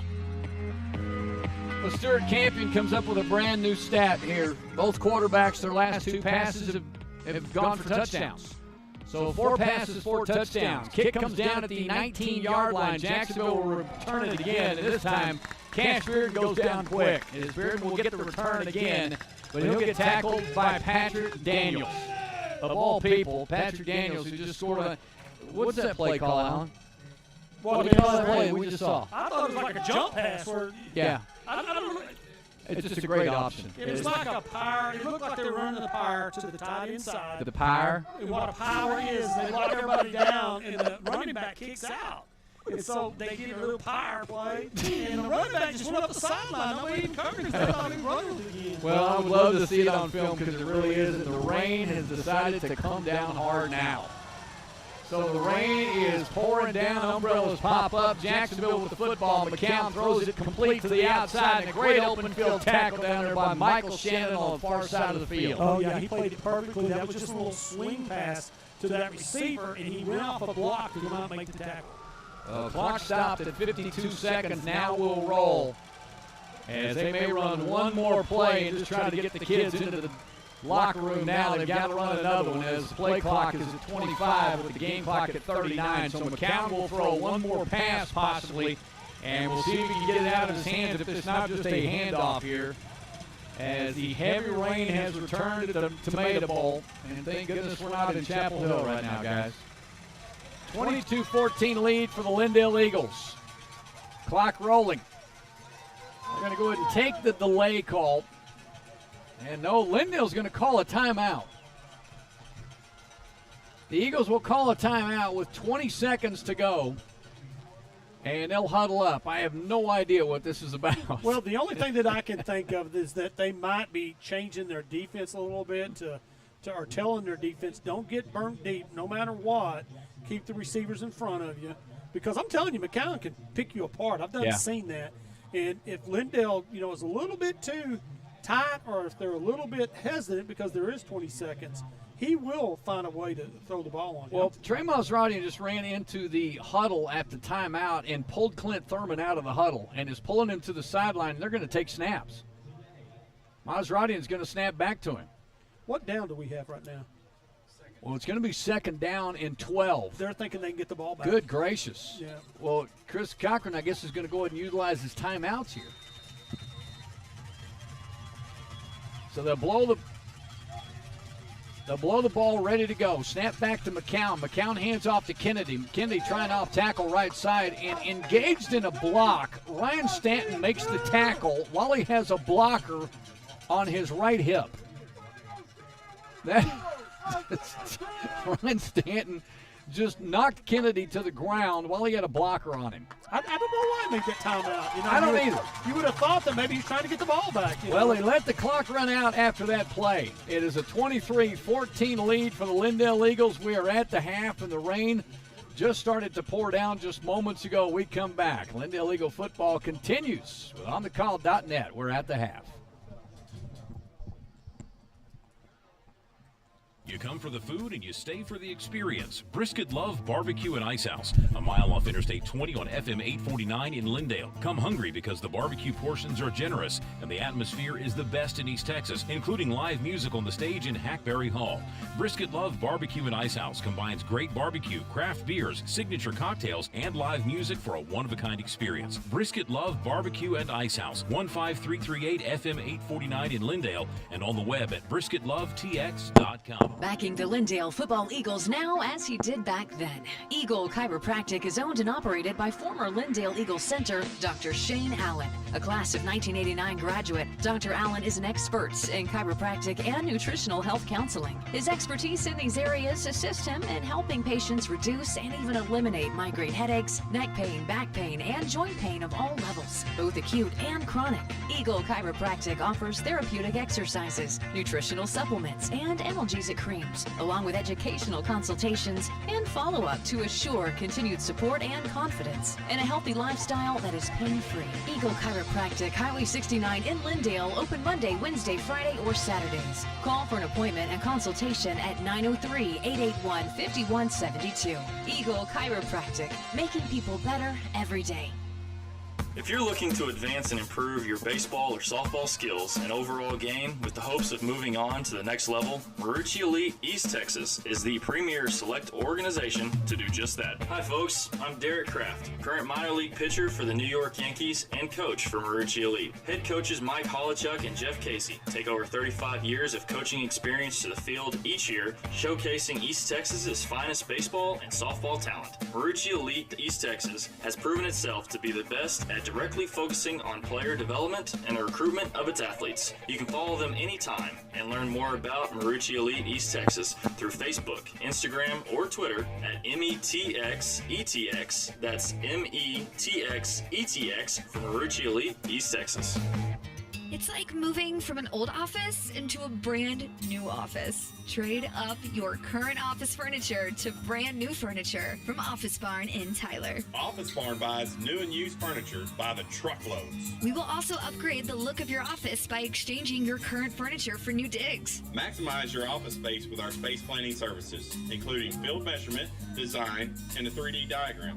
Office Barn can even reconfigure existing cubicles or office space. More desks than the Pentagon. 1,000 plus chairs. Conference room tables, lobby furniture, storage cabinets, cubicles. I'm John Longcrier. We ship anywhere with next day delivery in East Texas. Buy it in the box and save even more. Discounts for nonprofits, veterans, and first responders. Plus, office moving done right the first time. Between Lindale and Tyler on Highway 69, across from the big American flag. You name it, OB stocks it. Office Barn.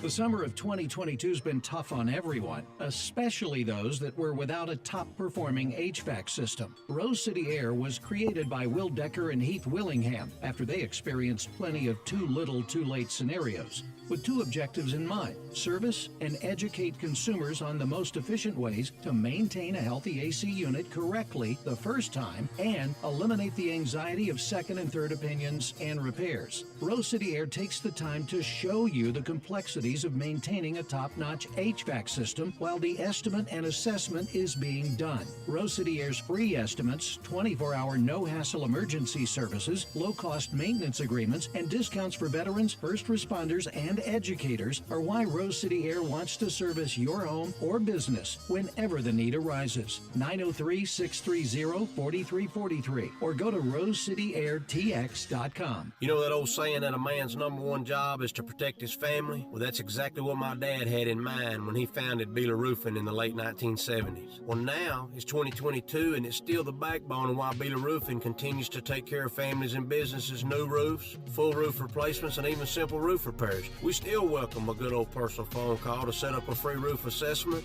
and we take a lot of pride and enjoyment from making our customers feel better about being home. Plus, we can even help you navigate the insurance process. This is Brooks Beeler, Lindale class 1989, and very proud to support your Lindale Eagles again this year. Find us on the web at BeelerRoofing.com or call us at 903-347-8484. Beeler Roofing, our family protecting your family from the top down for over 40 years. Alford's Tire Brake and Alignment is going all in with the 2022 Lindale Eagles. Safety first is not only common sense when it comes to your transportation, it should be the top priority anytime it comes to the overall protection of your family. Safety checks on your basic brake and tire conditions or need for maintenance on your AC system is paramount during the heat of the 2022 summer. Alford's Tire Brake and Alignment puts the entire family name behind making sure you stay stress-free on the road year-round.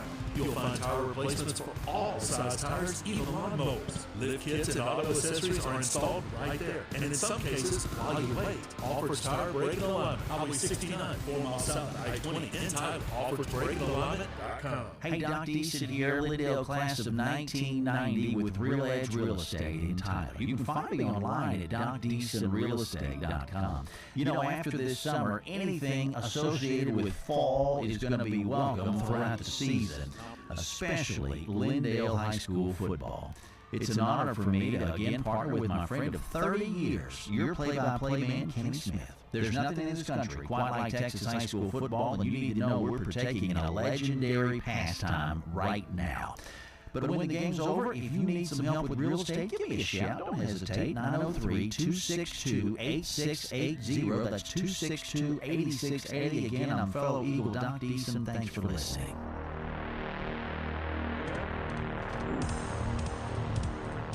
Back at the Tomato Bowl, we are at the half. Lindale Eagles right now leading the Jacksonville Indians 22-14, and we're witnessing an amazing feat right now going on in the field. And a lot of people may not think about that, but it started to absolutely pour down here. And I think the fans, the Lindale fans out here, said this Jacksonville drill team is called the Cherokee Stompers, I think.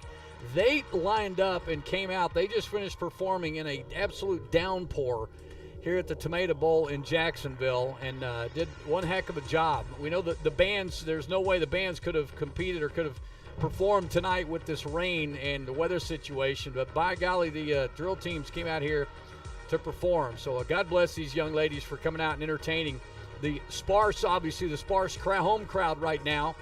And compared to Lindale Eagle home crowds, obviously sparse because this weather drove a lot of people indoors because of the onslaught of rainfall. But, man, it was kind of a fun first half, Stuart, when it came to your numbers because, you know, consecutive touchdown passes by both quarterbacks was a cool note to throw in there. Clint Thurman's obviously still having a pretty darn big game, but let's take a look at the numbers and see who's doing the best so far first half. That's actually a rarity that I would say. Two passes, 2 touchdowns for each quarterback. Never seen that before. Well, let's go ahead and look at these real quick here. Lindale's got 240 total yards, and Jacksonville has 170. So Patrick Daniels running the ball's got 109 yards on 8 carries. Clint Thurman has 68 yards on only 6 carries. So he had that long 54-yard run, which set up the touchdown here in the second quarter. Devin Daniels had 3 carries for 12 yards. Marcus Fields, 1 carry for 7. Wyatt Parker, 1 for 6. Clint Thurman throwing the ball, he's 4 for 5, 47 yards and 3 touchdowns. And those 3 touchdowns went to 3 different receivers. Marcus Fields has 1 for 16 yards. Patrick Daniels had 1 for 13 yards, and Ethan Moriarty had 2 catches, 18 yards, but he had that 3rd touchdown. Going over to Jacksonville now, Jowaylon Kennedy.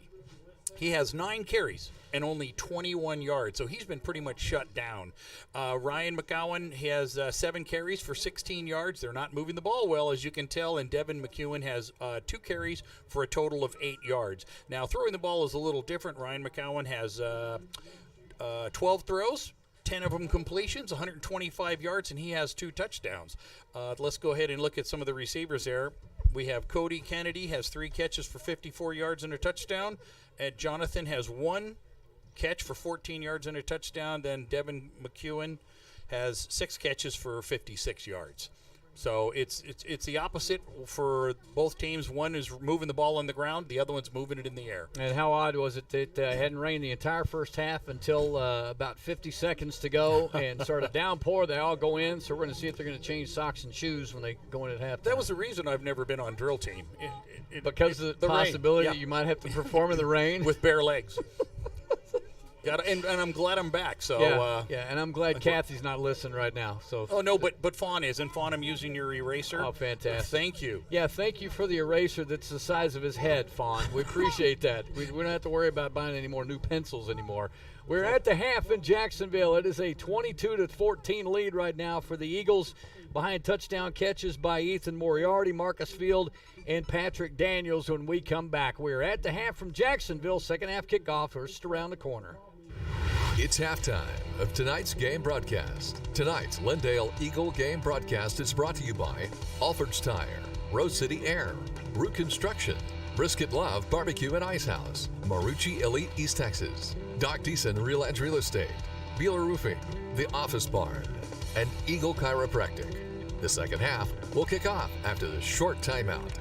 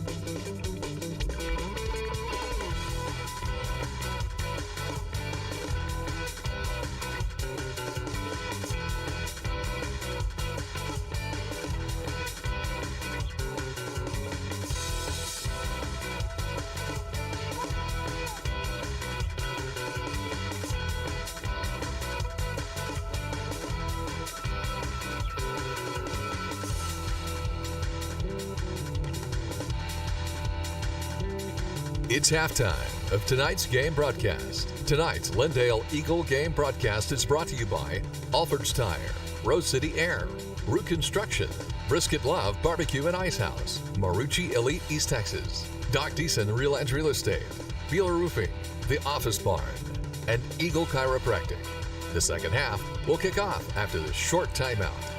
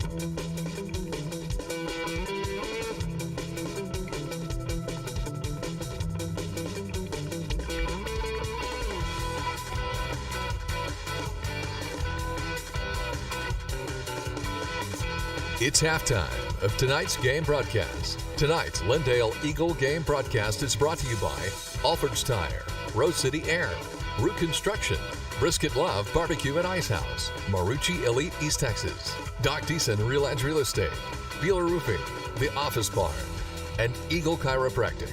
The second half will kick off after the short timeout.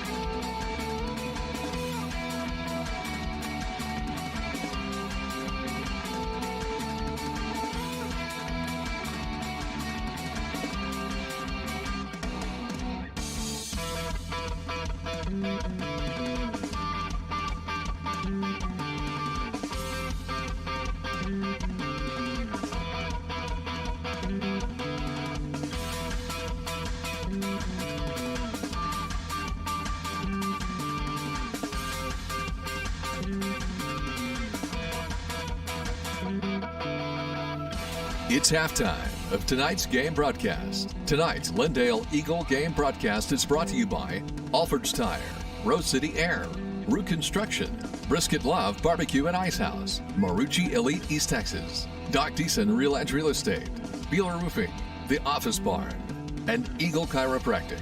The second half will kick off after the short timeout.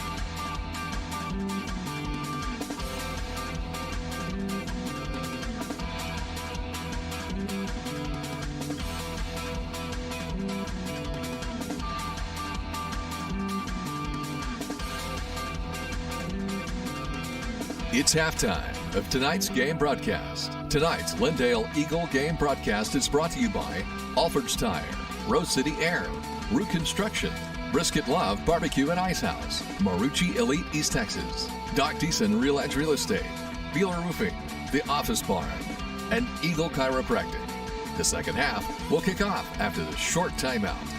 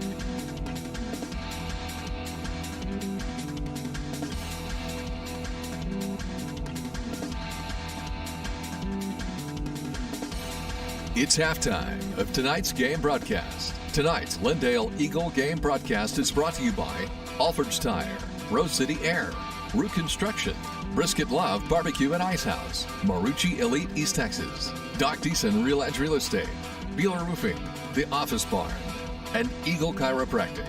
The second half will kick off after the short timeout.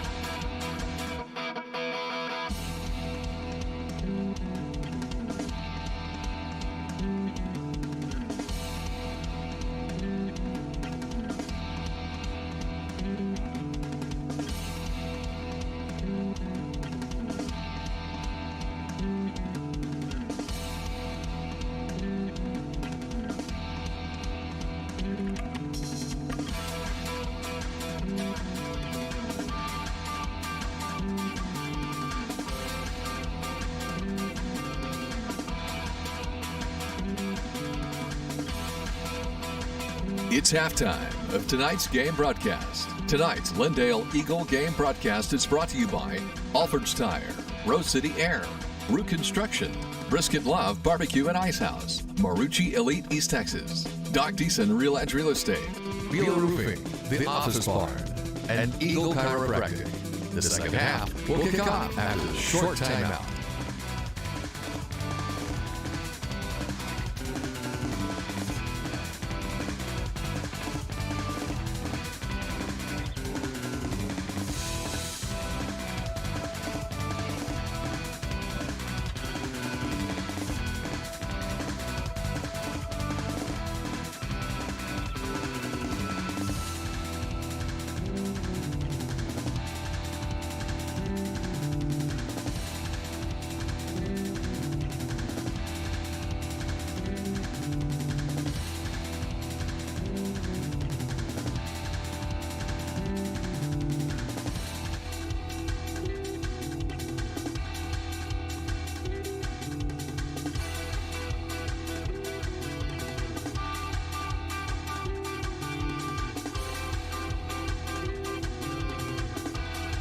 It's halftime of tonight's game broadcast. Tonight's Lindale Eagle game broadcast is brought to you by Alford's Tire, Rose City Air, Root Construction, Brisket Love Barbecue and Ice House, Marucci Elite East Texas, Doc Deason Real Edge Real Estate, Beeler Roofing, The Office Barn, and Eagle Chiropractic. The second half will kick off after the short timeout.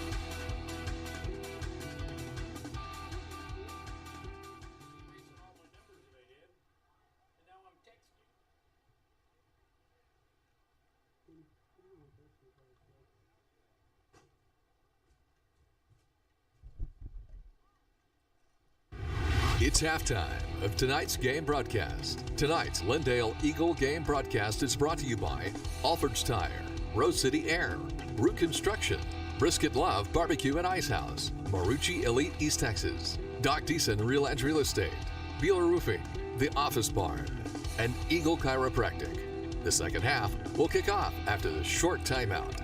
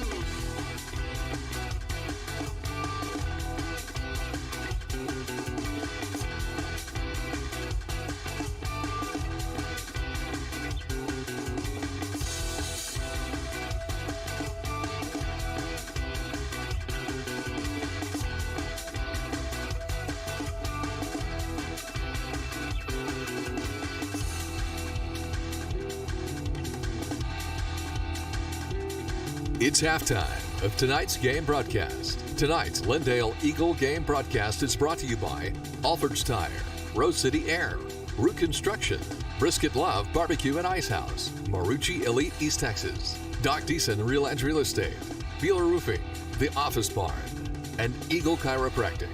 The second half will kick off after the short timeout.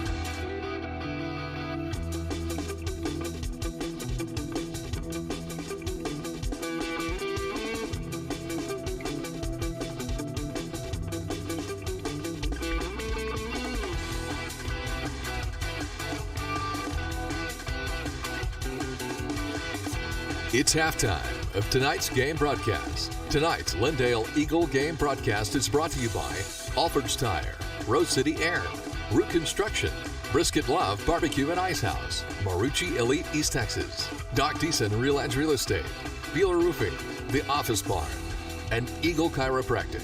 The second half will kick off after the short timeout.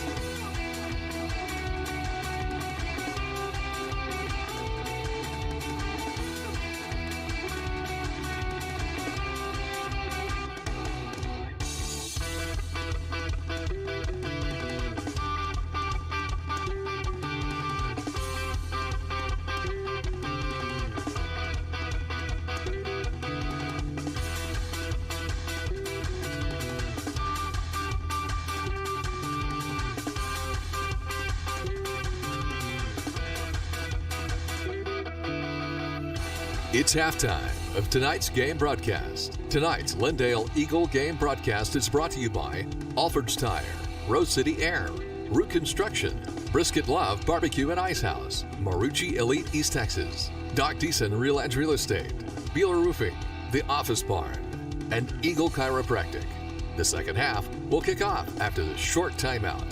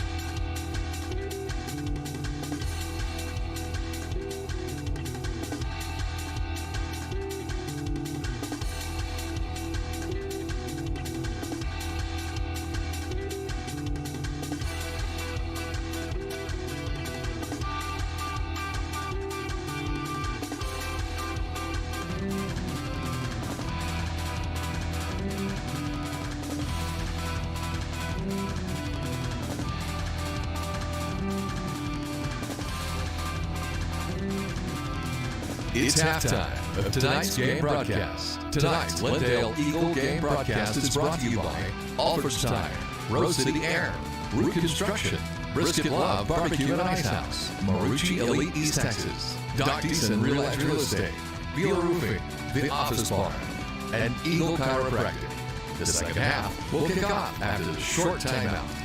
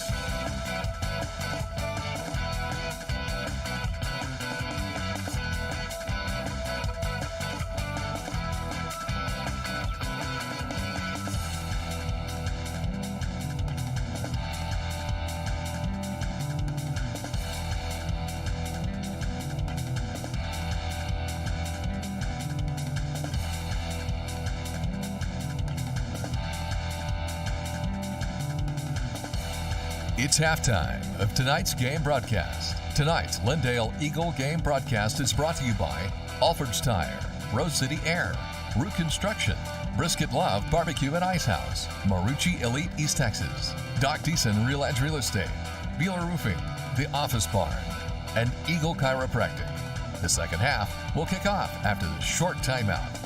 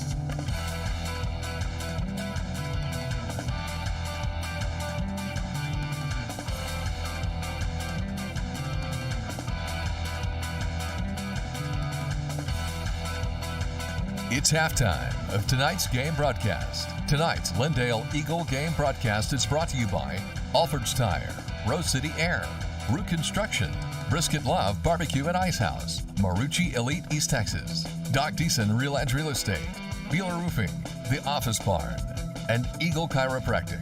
The second half will kick off after the short timeout.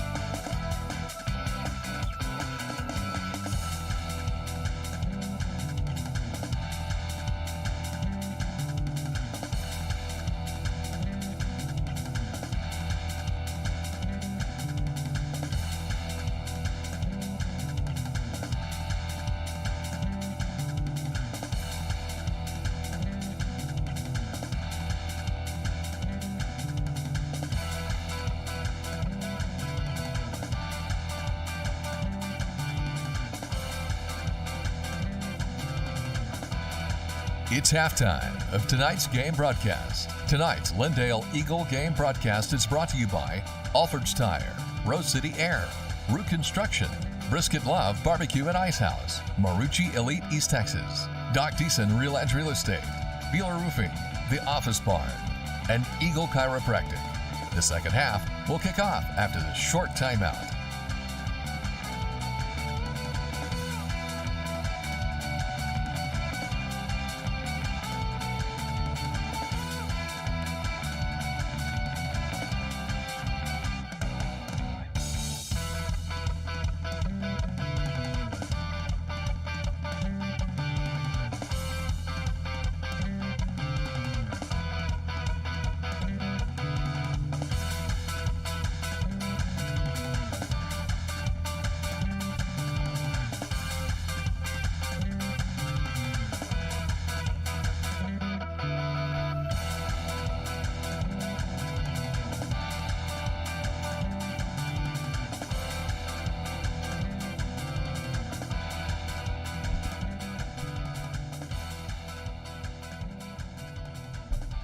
Well, guys, we apologize for the delay, but obviously we are in an extended delay here at the Tomato Bowl. With halftime scores 22-14, Lindale over Jacksonville, but they have put us in back-to-back lightning delays, so they have moved the clock to 20 minutes and 34 seconds right now.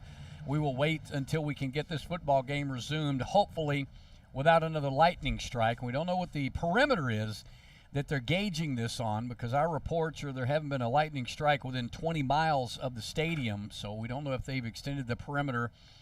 We've had perimeter changes a lot of time through the last few years, anywhere from 5 to 8 miles to 10 miles, depending on where we're at. But that's where we're at right now, is there is nobody in this stadium right now as they make everybody come out of the stands.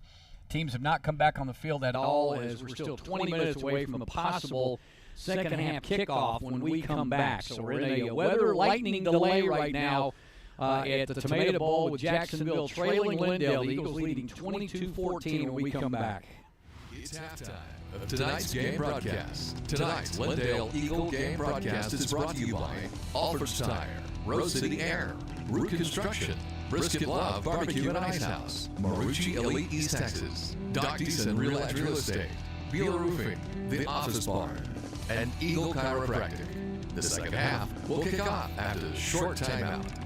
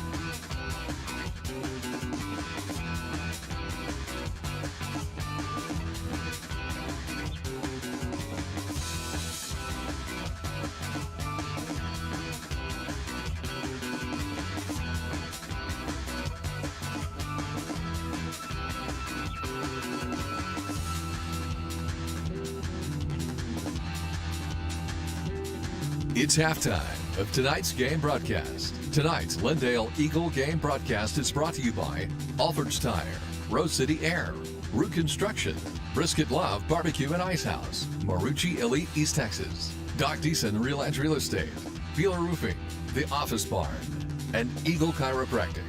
The second half will kick off after the short timeout.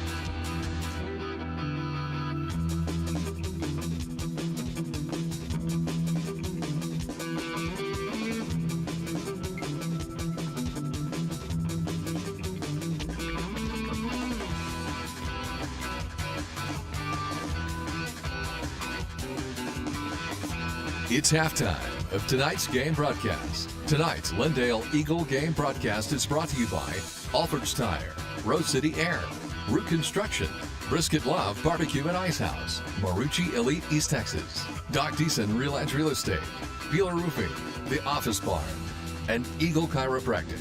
The second half will kick off after the short timeout.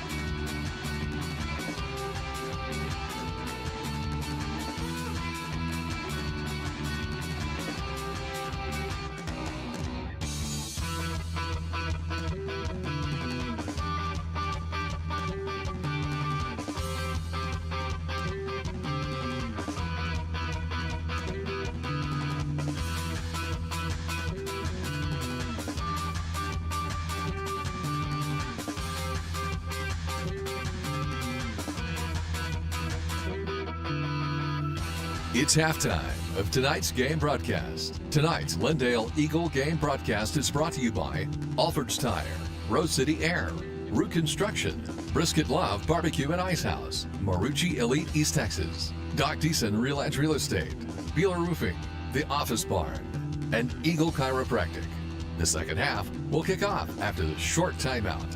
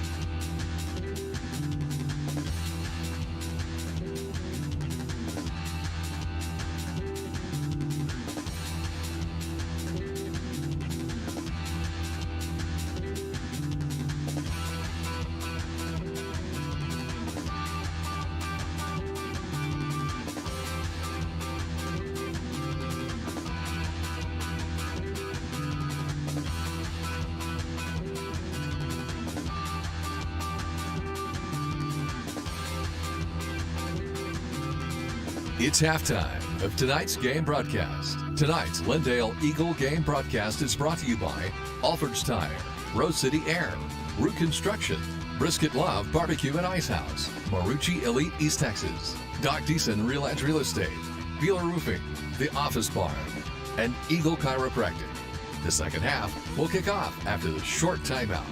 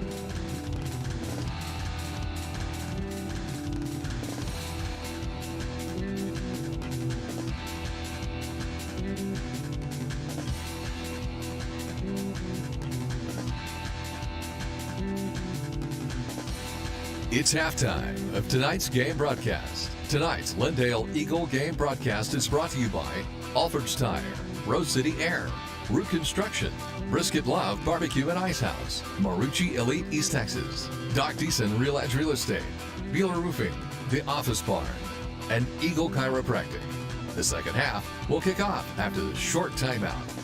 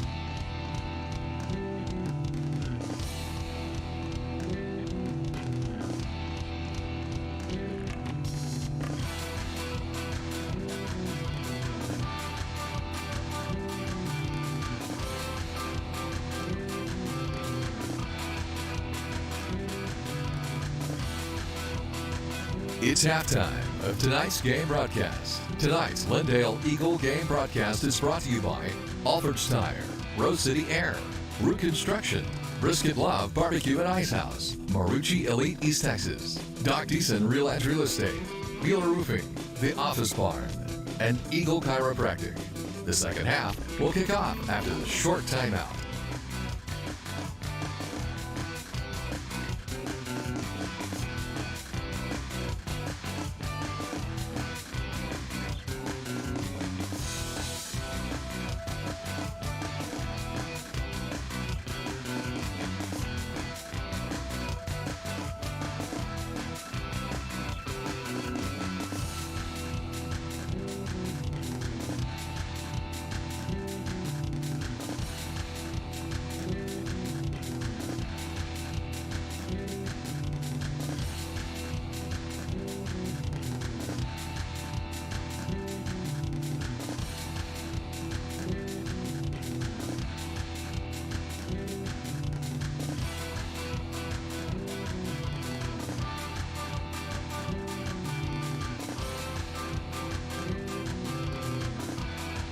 It's halftime of tonight's game broadcast. Tonight's Lindale Eagle game broadcast is brought to you by Alford's Tire, Rose City Air, Root Construction, Brisket Love Barbecue and Ice House, Marucci Elite East Texas, Doc Deason Real Edge Real Estate, Beeler Roofing, The Office Barn, and Eagle Chiropractic.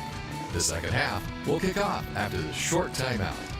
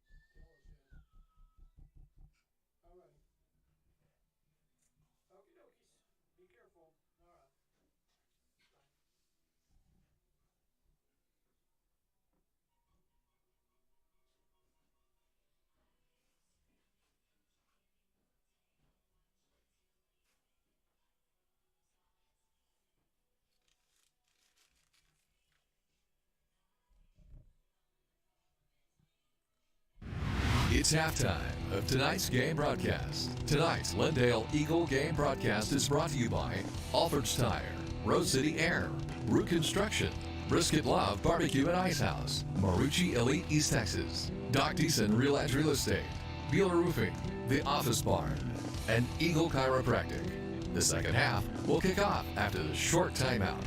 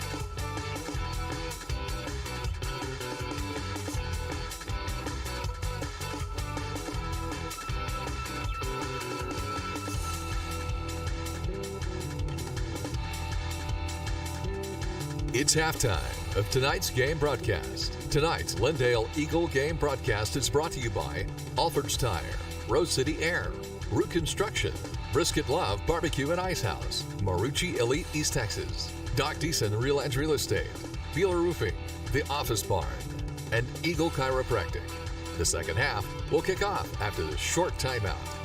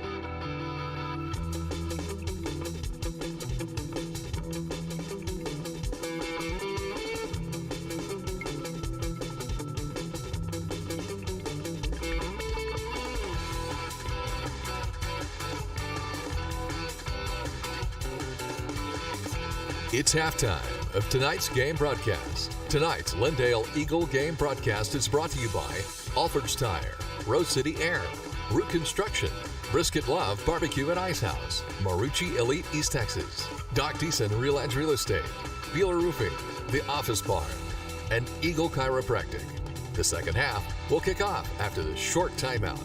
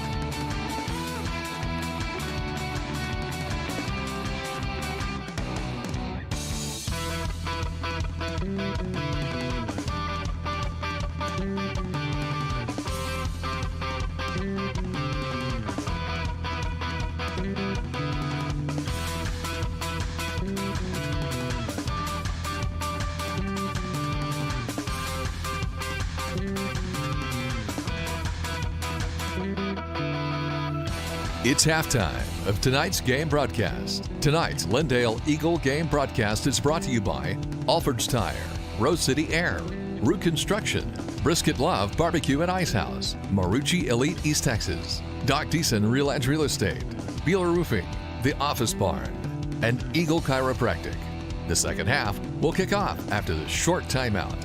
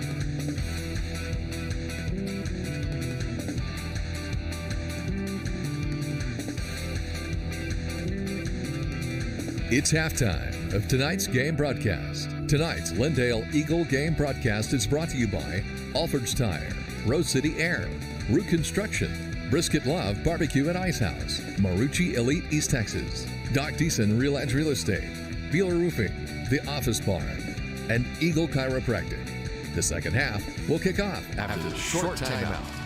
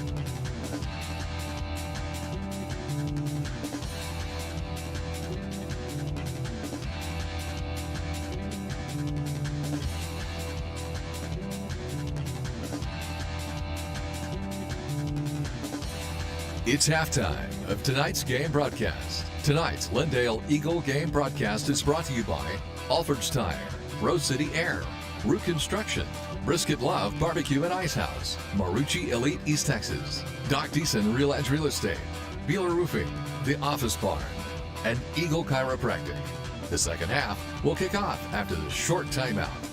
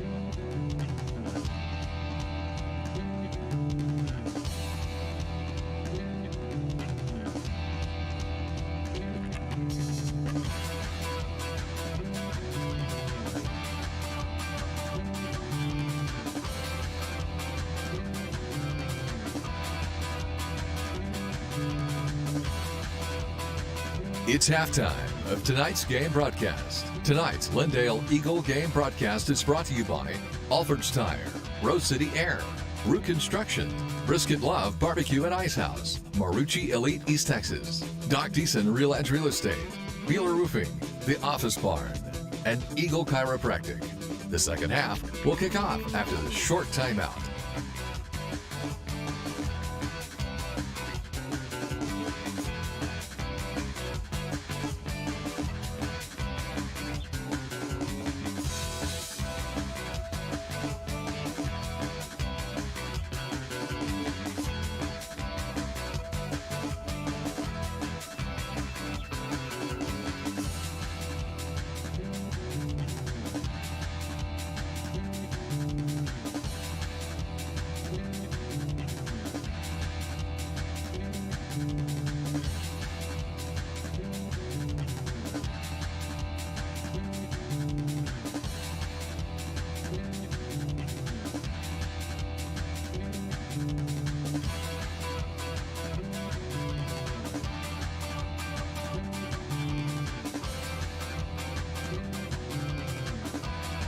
It's halftime of tonight's game broadcast. Tonight's Lindale Eagle game broadcast is brought to you by Alford's Tire, Rose City Air, Root Construction, Brisket Love Barbecue and Ice House, Marucci Elite East Texas, Doc Deason Real Edge Real Estate, Beeler Roofing, The Office Barn, and Eagle Chiropractic.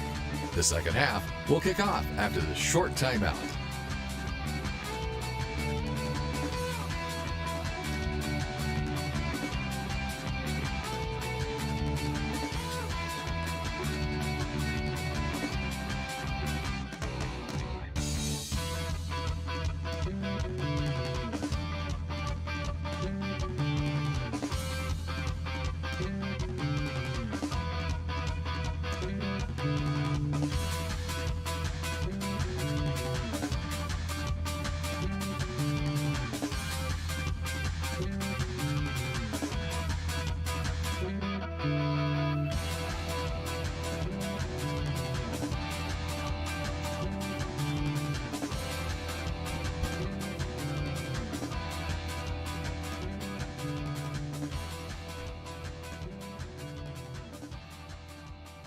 Hey, Alan, come on, man. Come on, man. Get your head in the game. Come on, man. It's halftime of tonight's game broadcast. Tonight's Lindale Eagle game broadcast is brought to you by Alford's Tire, Rose City Air, Root Construction, Brisket Love Barbecue and Ice House, Marucci Elite East Texas, Doc Deason Real Edge Real Estate, Beeler Roofing, The Office Barn, and Eagle Chiropractic. The second half will kick off after the short timeout. Well, our timeout is almost up, thank goodness. The crowd has started to mull their way back into their seats. They've all been down around the concession stand, and as Stuart reminded us, it's probably been good business for the concession stand. We're at the half, Lindale leading Jacksonville 22-14. There has been 3 different lightning delays. As for those that still don't know anyway, we've got the Stuart, will you turn that field mic back on when you get a chance, man? The crowd mic outside. Thank you, brother.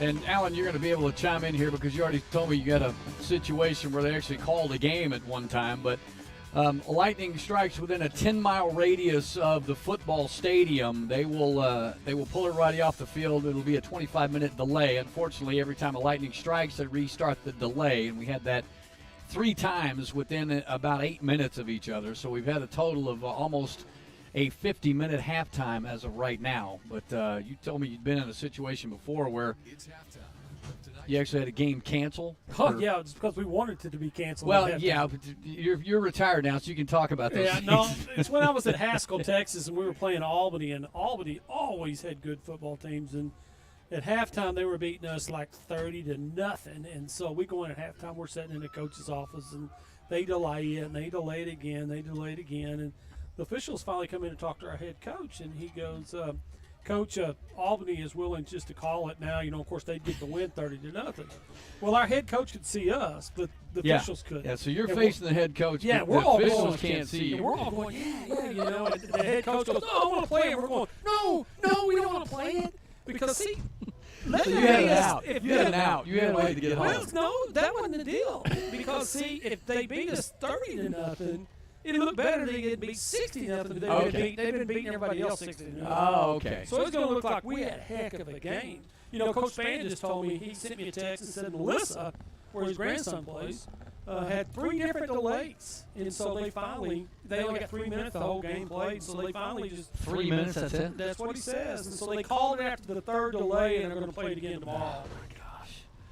All right, well, they put the clock at 12 minutes. The officials are on the field. Jacksonville is to our right, and they're warming up right now. The Lindale Eagles are actually on the wet grass, and they're doing rollbacks and trying to get loosened up a bit, as it has been an extended halftime here at the Tomato Bowl tonight.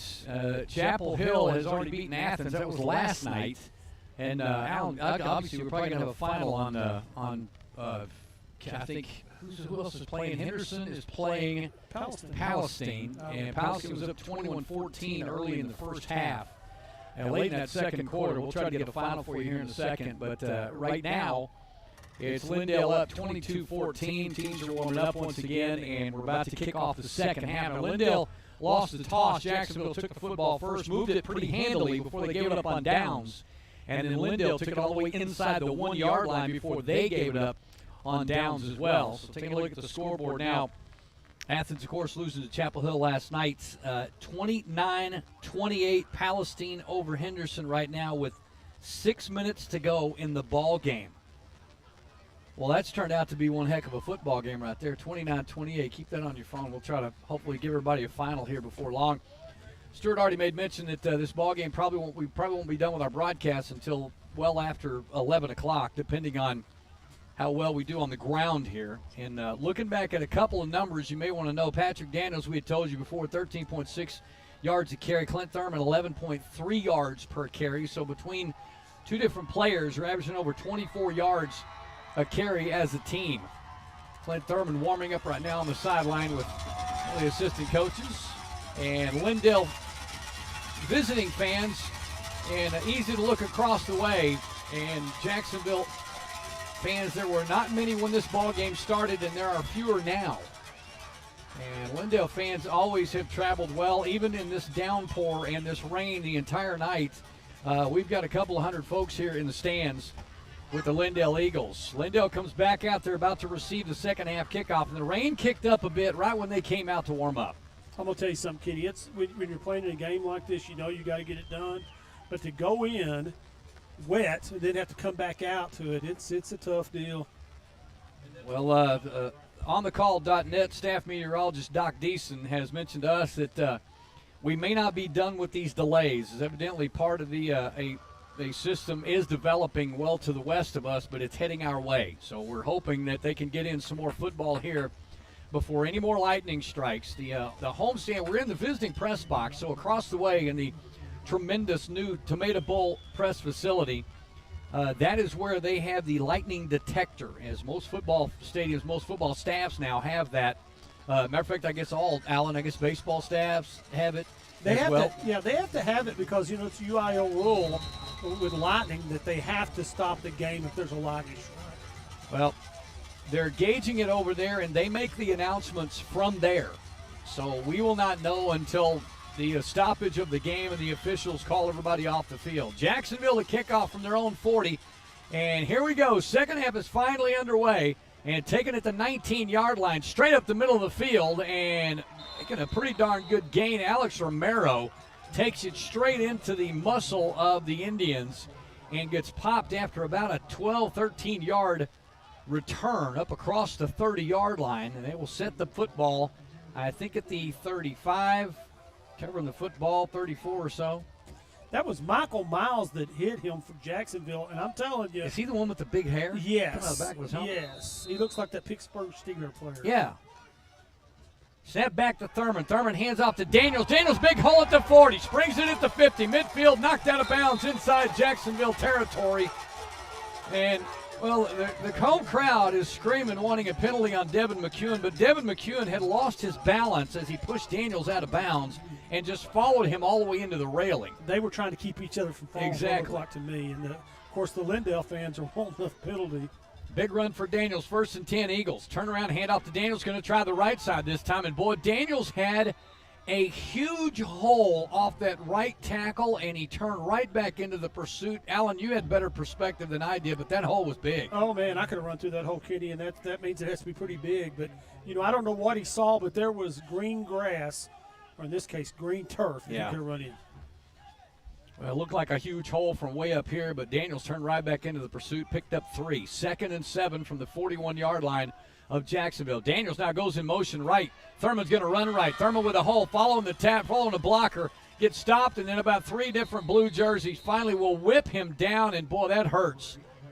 Thurman came down and whacked his head on the turf and bounces right back up a la Clint Thurman style, but he gets enough for the first down. That's where a lot of concussions happen, is when those guys hit their head on a surface and they get a concussion that way. You're seeing a real surge of the Lindale offensive line here. They came out, to me, it looked like on a mission to end this game. Well, Casey Poe just had told Clint to just follow me. Well, they shift everybody from the left to the right now. They get back into a traditional set with double tight end, 2 receivers. Now they shift back to the left, the entire front line. Strong right, handoff, first man through.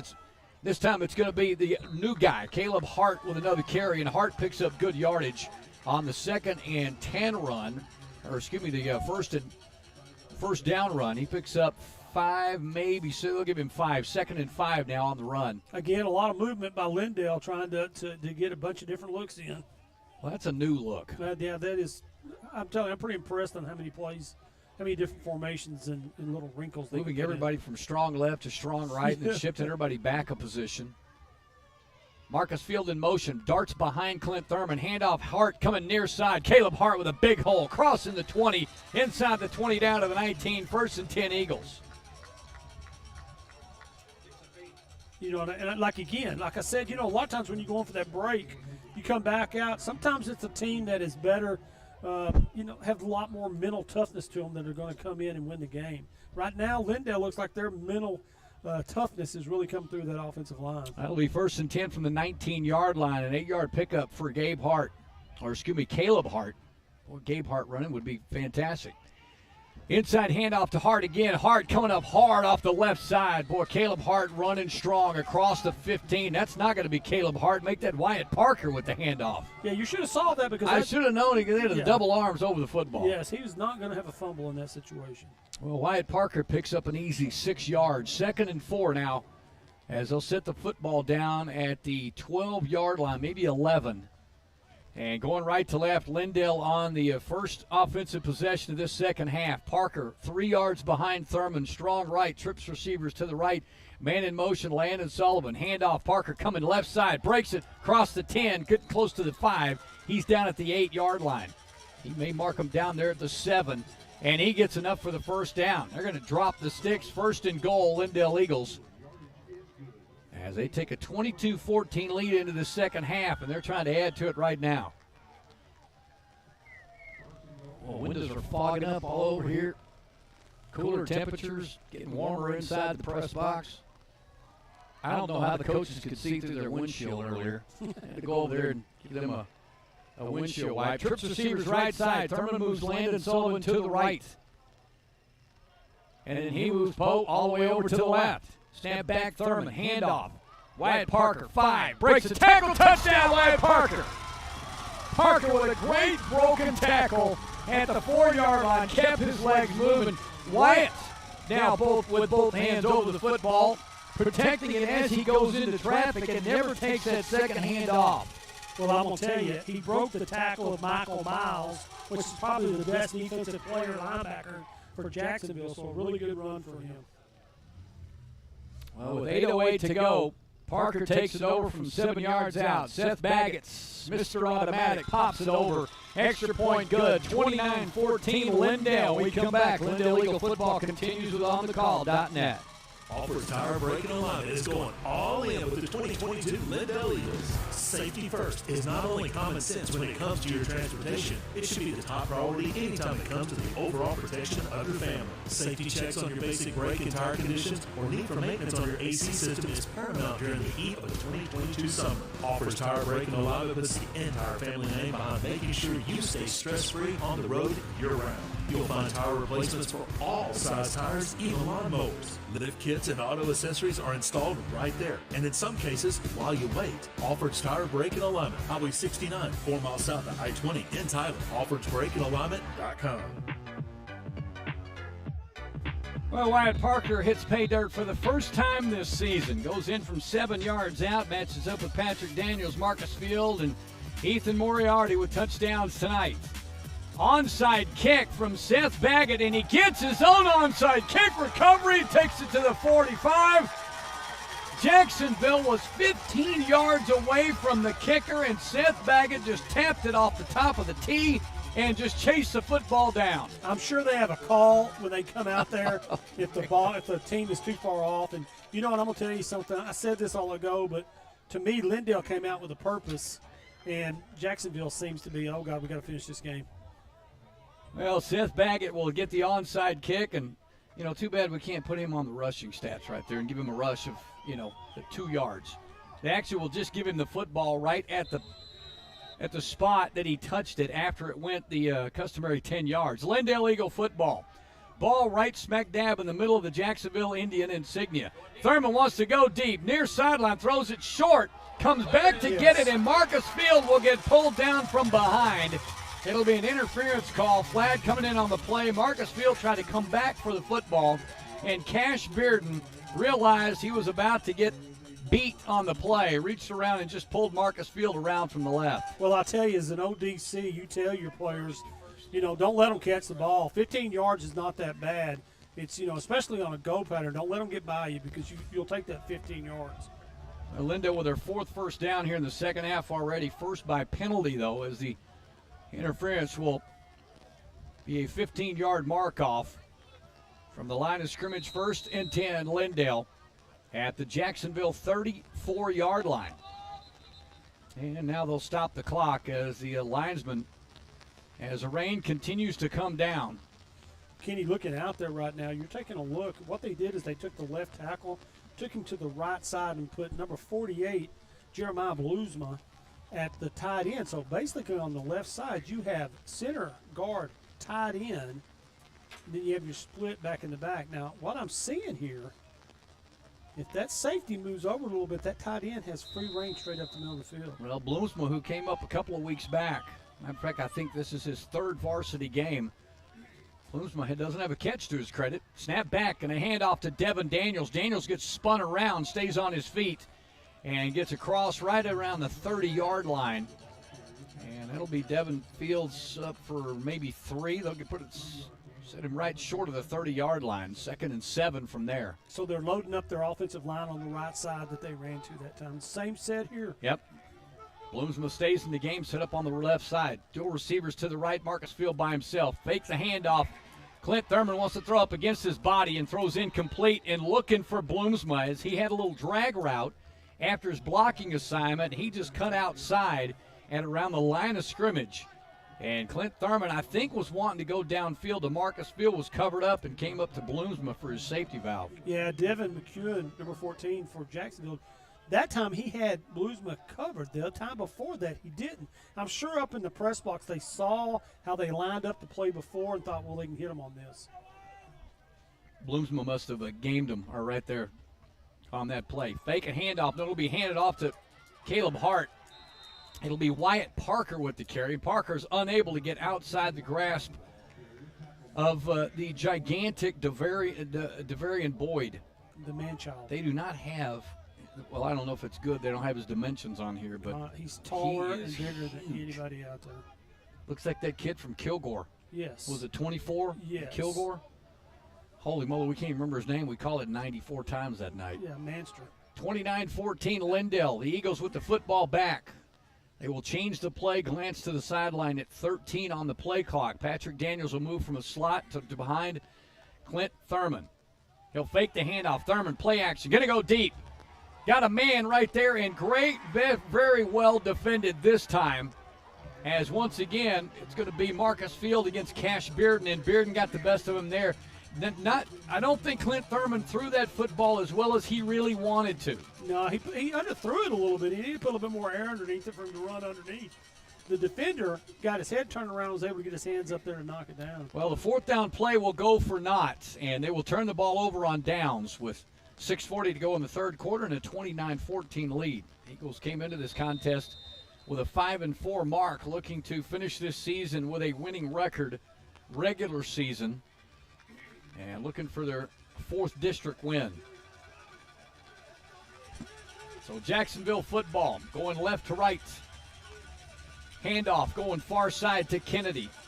Kennedy almost getting tripped up from behind. Kennedy breaking a couple of tackles. Ryan Stanton tried to dive in and make the tackle from behind. He's finally pulled down by Christian Weidman wide after maybe a 1-yard loss. Yeah, and I'm telling you, there was a lot of pursuit on that ball. Brady Bowman was chasing from behind. I thought he was going to catch him for a second, but, Brady doesn't have that speed to that running back. See, look, Bowman's made some pretty darn good. This guy's taken full advantage of his playing time anytime he gets in the ball game. He didn't play a lot earlier in the season, but so far in the last couple of games we've watched, he's got in some quality time. He must have a good first step. 3-man front for the defense, dual receivers to the rights, and early start for somebody. Got flags coming down. The umpire threw one from behind the defense, so we'll see if there was contact there or if it'll be a procedure call. Referee looking the other way. It will be a procedure call against the Indians. So Did he snap the ball? It almost looked like he snapped the ball. Well, I think he must have jerked a little bit because evidently he delayed the snap or something, and everybody moved, and he forgot to. And then he snapped it. So first penalty of the second half, or second penalty in the second half for Jacksonville. Lindale Eagles have yet to be penalized in this ball game. That one accepted anyway. McCown takes the snap. Going to be a deep pitch to Kennedy, trying to go wide and nowhere to go. Lindale defense and great pursuit in the defensive backfield. It'll be Hudson LeGros who got a first hand on Kennedy in the backfield and tripped him up enough to where he got a little bit of help once he got into the defense. Coach Roselle is over yelling at his home crowd on the visitor side and getting them to get up a little bit for his defense.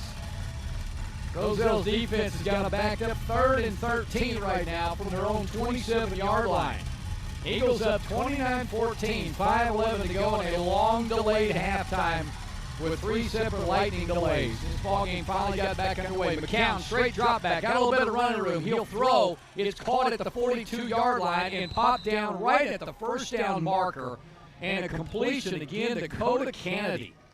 Good gracious. He needed 13 for the first down. He got 15 on the catch. Well, they're all running stop routes, and what he's doing, he's taking a look and seeing which one is getting the most cushion. And when that receiver turned around, he's throwing the ball as he turns around. Well, it goes back to what you mentioned about McCown in the first half, Alan, is he watches that receiver, whoever he's got assigned to get the first down. He throws that ball right out of the break. High snap, McCown will throw to the left side. It's caught back at the 40 and then tripped up and falling at the 45-yard line. We'll see who makes the catch. It looks like it'll be the wideout, 88, Elijah Whitaker with the catch. I'll tell you what, Ethan Moriarty did a great job of hustling out there to make that tackle. Whitaker with the catch, only for 3. I'm trying to figure out why Ethan Moriarty's out there on defense. Yeah, he was playing like in a weird spot, too. Well, he flew over there. We saw number 9 come in right there late and finish off that tackle. Snap back to McCown, looking left. Now he's going to throw right. Got a man wide open. It's caught at the 30, 25-20, 15, 10-5. Coda Kennedy. Kennedy just burns the entire defensive end backfield. Christian Weidman, the last one to try to catch up with him. Kennedy again from way downtown. He adds to a 55-yard touchdown reception he had the first half. Well, I tell you what they did on that. So far Jacksonville's hit a bunch of little screens out there, quick screen.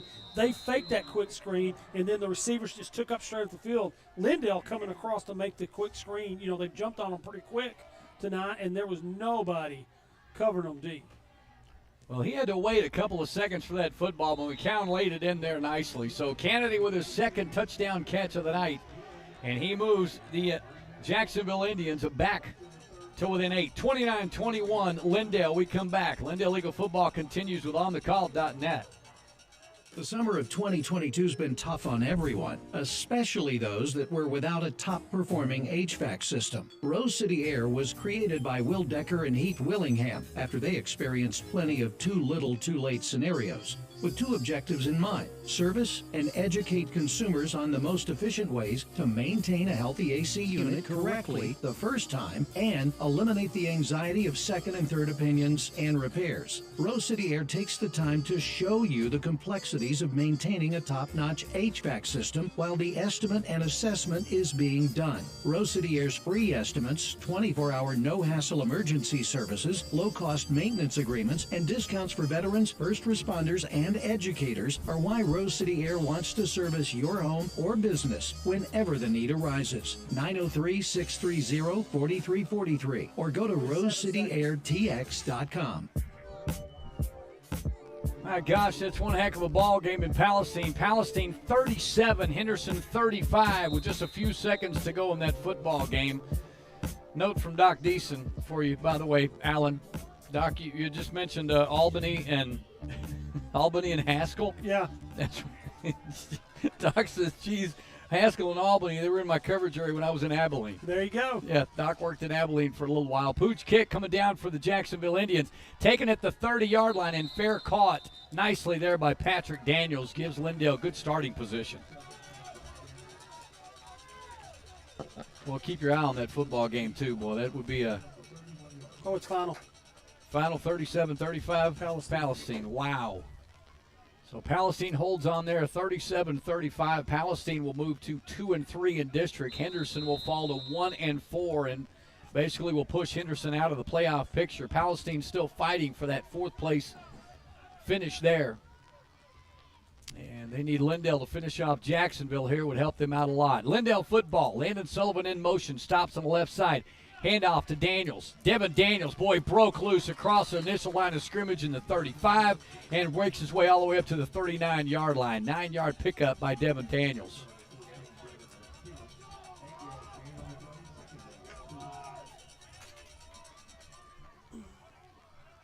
.24's in there, bud. Devin Daniels for 9 sets up 2nd and 1. Landon Sullivan stops right side. Devin Daniels again trips up, picks up the first down, though, across the 40 up to the 42-yard line. So give him 3 on the carry. And Daniels, once again, will pick up the first down. Well, Michael Miles was in there for the tackle for Jacksonville. Jacksonville's going to have to screw down their thoughts on this and get tough on defense because the Lindale offensive line are really doing a great job coming off the ball and blocking. Corey Watts checking back into the football game. Set up as that tight end on the left side. And Devin Daniels off the field. Patrick Daniels in the backfield. Now 1st and 10 Lindale from their own 42-yard line. Handoff Patrick Daniels trying right side. Good yardage. Patrick continues to turn those legs across the 45 to the 48. Clock continues to roll. 2:41 to go, third period. So which one's older, Patrick or? Patrick's older. Okay. Patrick is a junior and Devin is a sophomore. Caleb Hart also a sophomore. So if they're able to, obviously, to get Nashad Lee back healthy, this is a junior, so running back core looks pretty good. Clint Thurman cuts upside, 50, midfield, 45, inside the 45 to the 42-yard line. Every time this kid gets the ball, it doesn't look like there's anything there, and you can't see it from the press box, and then he springs it loose. Yeah, he does a really good job of seeing holes that we can't see, and he just sort of cuts up into them. I know there's running backs in history that they just have that reactionary situation where they are able to respond to the crack in the hole in the line, and they just take off. Clint Thurman again, 40, 35, and brought down right there at the 35-yard line. Again, Thurman picking up big yardage. They mark him at the 36, so give him 7 on that carry. Well, I'm telling you, I think a lot of it has to do with of how you interpret what you see and also how calm your mind is working. I know me carrying the ball, I was looking to make a touchdown every time instead of just getting yardage. And he does a really good job of finding holes. Clint Thurman, 9 carries, 97 yards. Patrick Daniels going to move to his left. He'll stay on his right side. Calling the plays from the sideline. Dual receivers to the left, to the right. Puts Marcus Field in motion. Thurman coming to the left. Works his way through a couple of tacklers and blockers. Maneuvers around blockers. and goes all the way around. Maserati and Corey Watts are way downfield, and he just pushes them one side to the next. Maserati continues to push his blocker, his defender, past the 30, and Clint Thurman just follows him all the way to the 27. Well, they overloaded to the right side, put a guy in motion, put him over there, and then they pulled both guards in what used to be called a gig sweep, or, where they kick one out and pull back one up underneath. Well, the gig sweep is back, thanks to Alan Phillips, bringing it back. And Matt Cochran, of course. Snap back, Thurman keeps it again, coming near side, gets a block. Boy, tripped up, and probably a touchdown-saving tackle that time, tripped up down by Carson Shoemaker. Carson was actually on the ground, made a great effort, spun around, and threw an arm up and tripped Clint Thurman away from getting into the end zone. I'm going to tell you the truth, Kenny, too, and it almost looks like a little bit of a buck sweep, and that's what the spread, when that first came out, people ran that wing T buck sweep out of that. Well, Thurman doesn't seem to be getting tired because of it. I would be tired already. Patrick Daniels to the left side. Thurman looking for the snap. They're going to let this clock run out, it looks like. 5 seconds to go in the third quarter, and, the clock will just run to zeros. Third quarter is done. Fourth period on the way. Lindale leading 29-21 and on the move. When we come back, Lindale Eagle football continues from the Tomato Bowl next, but on thecall.net. You're listening to the Coy Sessions from Brisket Love Barbecue and Ice House. All right, Coy, let's take it from the top. Let's see. Brisket Love Barbecue and... Again. Brisket Love Barbecue and...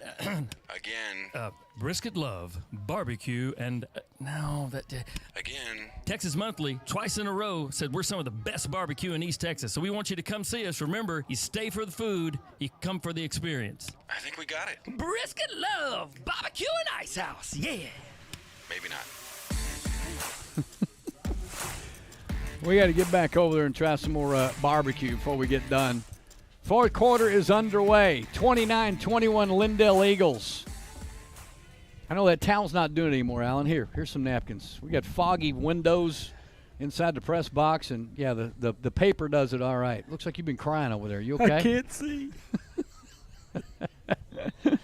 Lindale Eagles have pretty much sewn up third place in this District 9-4A. They will be off next week as first time. We still haven't figured out if they've ever played 10 in a row, or to our memory anyway. I probably should have got with James Coward or Joe Rodriguez to find out when the last time was. Thurman's last 6 carries, 54, 10, 11, 8, 9, and 9 yards. 14 carries.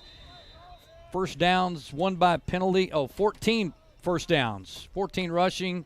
1 by penalty, no first downs through the air. Well, carrying the ball on the far side, and it wasn't Maserati in that time. Will Hutchins, who leads this team, is a champion of takedowns. Just had a dual takedown all the way down around the 6-yard line, even though the rush only went to the 13. Well, the other thing that if you didn't see, Corey Watts was put in as like the fullback. He kicks out the end. I could run behind Corey Watts. Oh, my gosh. These takedowns for this offensive line. Watts goes in motion. Now he leads the rusher. He leads.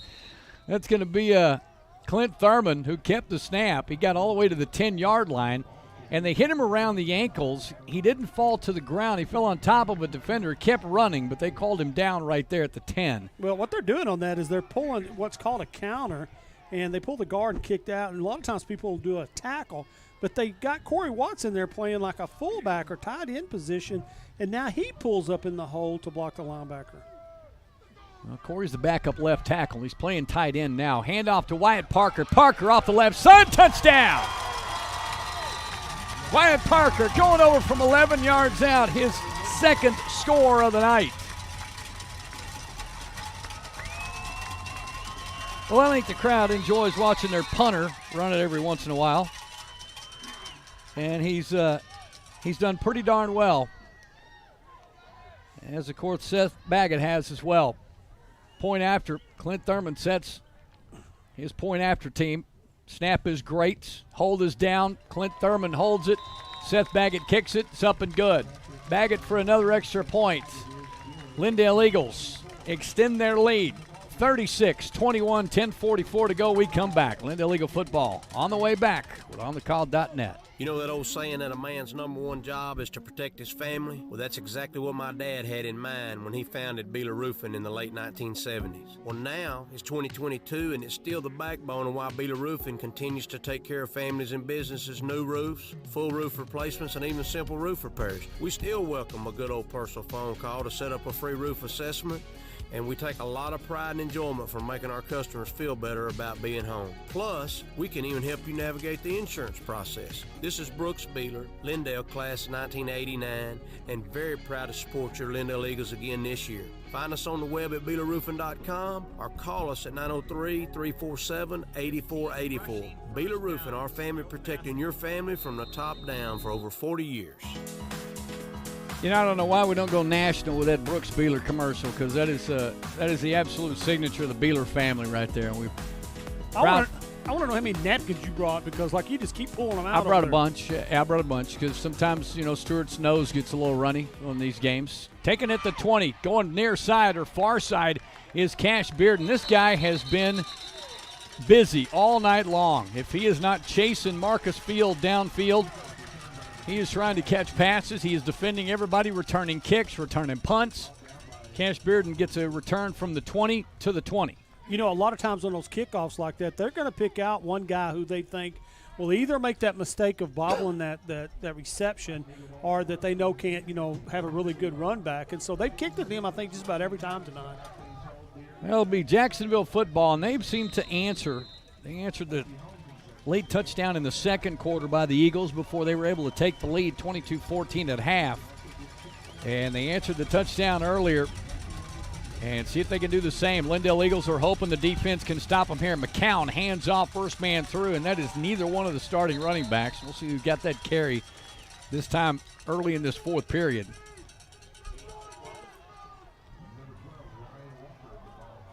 All right, it's going to be Ryan Walker, the ball carrier. As Walker will get maybe a couple, looking at his numbers. Ryan, 5 carries, 15 yards on the season, but he also has 2 touchdowns to his credit. So 5 carries and 2 scores. Ryan Walker, I think, just gave Joellen Kennedy a little bit of time to maybe get his cleats tightened up a little bit. Kennedy back in the football game. Dual receivers left and right from McCown. Going to throw it right to Kennedy. Kennedy breaks the tackle and then gets tripped up. Trying to get over the 25-yard line. Jake Kerbo was able to get an arm out there and tripped him up before he got ahead of steam. He may have been gone. Yeah, because there was nobody out on that area, and he just stuck a hand out there. Well, Ethan Moriarty is checking in for Cameron Hicks on defense. Well, you know, they might be doing that because a lot of times that they can, you know, take and put a quicker defensive man down that can rush the quarterback a little bit quicker. Yeah, it's just the first time we've seen 9 in on defense, so mixing it up a little bit. So 4-man front this time now, bouncing back into that zone. McCown looked right, he's going to throw left. Coming back to the inside, Speedster breaking a tackle, breaking 2 tackles, coming near side to the 40. A flag coming down 35. Up the sideline goes Devin McEwen. He will score, but we'll wait for this flag to see if it will come back at the 43-yard line. Well, McEwen somehow got shot out of a cannon as he took a little quick in route and bolted right back across the linebackers and got outside and just took off. But they're going to bring this one back. It looks like maybe a block in the back. It came in behind the play. Look at that rain. Well, the rain is coming down incredibly hard right now, as you can pick it up on the. We might have the only crowd mic that's protected by a Skiller's umbrella. We had to move our crowd mic, and we had one of those little small tote umbrellas, and we just tied it to the fence and put the microphone underneath it. So will be a holding call behind the play. And bless his heart, Devin McEwen, we had everybody off to the races. This is a guy that pretty much Lindale's been able to keep in check tonight, and one of the few teams that has been able to do that. And brought that football back. So the 10-yard spot foul penalty will set up a 3rd and 1 from the Jacksonville 33-yard line. Indians take the snap. They'll hand off. Kennedy coming straight off the right side and tackled after the first down. He'll cross the 35. They'll give him forward progress, a generous forward progress to the 37-yard line. You know, I've been watching the linebacker corner. It looked like Ryan Stanton is playing a little bit further back than he normally does. You know, makes me wonder if they don't have him on a little bit of a spy. Well, Gabe Hart coming off. Joe Richard checking into the football game on defense. 1st and 10 Jacksonville, right to left. 8:36 to go in this one. Handoff, Kennedy going to break it outside the hash, up the sideline. 45 midfield, breaks it inside the numbers and down at the 40-yard line. Huge pickup for Kennedy that time. A 23-yard run for Kennedy all the way up to the 40-yard line of the Eagles. Yeah, Jalen Hines got a hand on his toes and do the old shoestring tackle. Brady Bowman sprints back into the – I tell you, when this guy runs, I think of Rudy Rudiger. He runs all the way, sprints all the way to the far inside. Handoff Kennedy straight up the middle. And in on the tackle, Joe Richard pulls him down from behind, and Richard gets up fired up as well. Richard and Christian King in on that tackle. Now Jake Curbo checking back in the football game. And coming off what might be a little bit shaken up is Cade Hoddy. Hoddy seems to be favoring that left leg or that left arm. McCown, handoff, caught in the backfield. It's Jake Curbo with the tackle in the backfield, and watching right above him, Levi Thornton got just dismantled over on the far side by Devin McEwen away from the ball. Well, he's probably still upset about that last run, that last callback touchdown. Yeah. You know, Ryan Stanton was on a little bit of a stunt that time, and he was right in there with Jake Curbo. Lindale defense stiffening up here. 7:15 to go in this ball game. Lindale up 36-21. McCown wants to throw. Now he's going to scramble. He's running. Takes off 30, 25, runs out of bounds at the 25-yard line. Jalen Hines was the first one to force him out of bounds. They'll mark the football down at the 26-yard line. It'll be a first down, Jacksonville. You know, at first I thought maybe that Ryan Stanton, and maybe they're spying McCown with him, but then they weren't. They moved the linebacker up on the line of scrimmage and rushed 4, and the offensive line did a great job of fanning them out, and McCown just ran up in between them. Well, they held Jacksonville to 1 first down in the 3rd period. They've given up 2 here in the 4th. McCown, straight drop back, got to scramble now. He's got to run out. He will throw it as he gets wrestled to the ground, and a fantastic pursuit play by the Lindale defense, and we'll see who that is. Ryan Stanton. It'll be Ryan Stanton. Had McCown wrapped up everything but his right arm, and McCown was able to get the ball out of his hands for an incompletion. And we're saying it's incomplete. The official wants to stop the clock. It looks like there's a They got a flag down, and they are going to call intentional grounding on McCown. Well, I don't know if they've got the tackle box rule in high school, Alan, but he was well outside the numbers and outside the hash marks. And through that ball, he may have just thrown it into the ground, and that's the call. Yes, that's what it is. You have to throw it out of bounds, and he threw it into the ground. Okay. Well, McCown's going to get called for the intentional grounding. Ryan McCown, 14-17 for 202 yards tonight. And there's a couple of 3 touchdown passes in there as well, 2 to Kennedy and 1 to Johnson. You know, and that pass might not have went past the line of scrimmage either. Well, it definitely didn't go beyond the line of scrimmage. I think that's part of the ruling. And that may be it. That's what the ruling is. Whether he threw it into the ground or didn't cross the line of scrimmage. 6:23 clock is stopped now to go in the ball game, and the rain starts to come down a little harder. And I do not think that the head coach, Coach Holman over there, was very happy with that. No. Well, Jason may have had to have the rule explained to him like we just did here, because I was trying to figure out whether he was outside the tackles or not.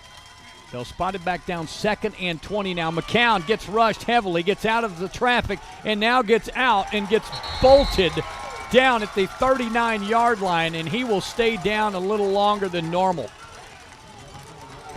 Well, I see Wyatt Parker back there as well as Michael Shannon. I don't know who got to him first, but about 3 different white jerseys flushed him. Yeah, and they were holding on, and I don't know if it was Wyatt Parker like you said, but he came up and popped him.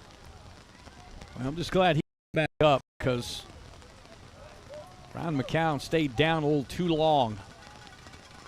McCown will stay up 3rd and 3 acres. McCown straight drop back, going to look left, going to throw right. Throws it again, this time to McEwen, and McEwen's got nowhere to go.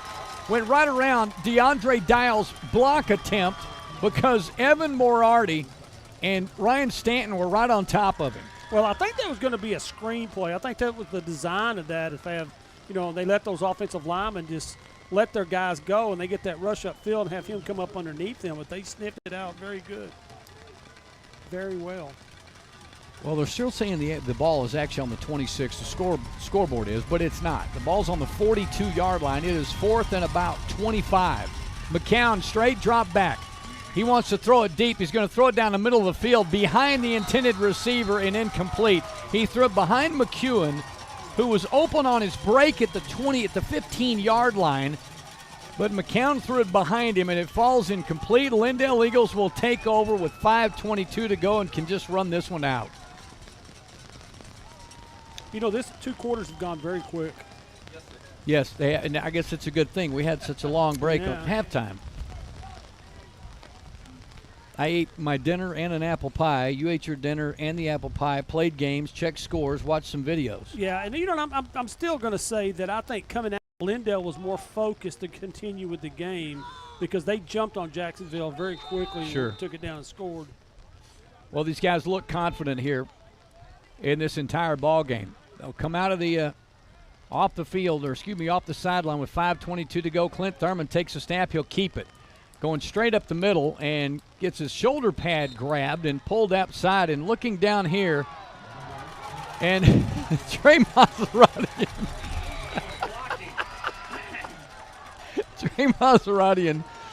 blocked the linebacker.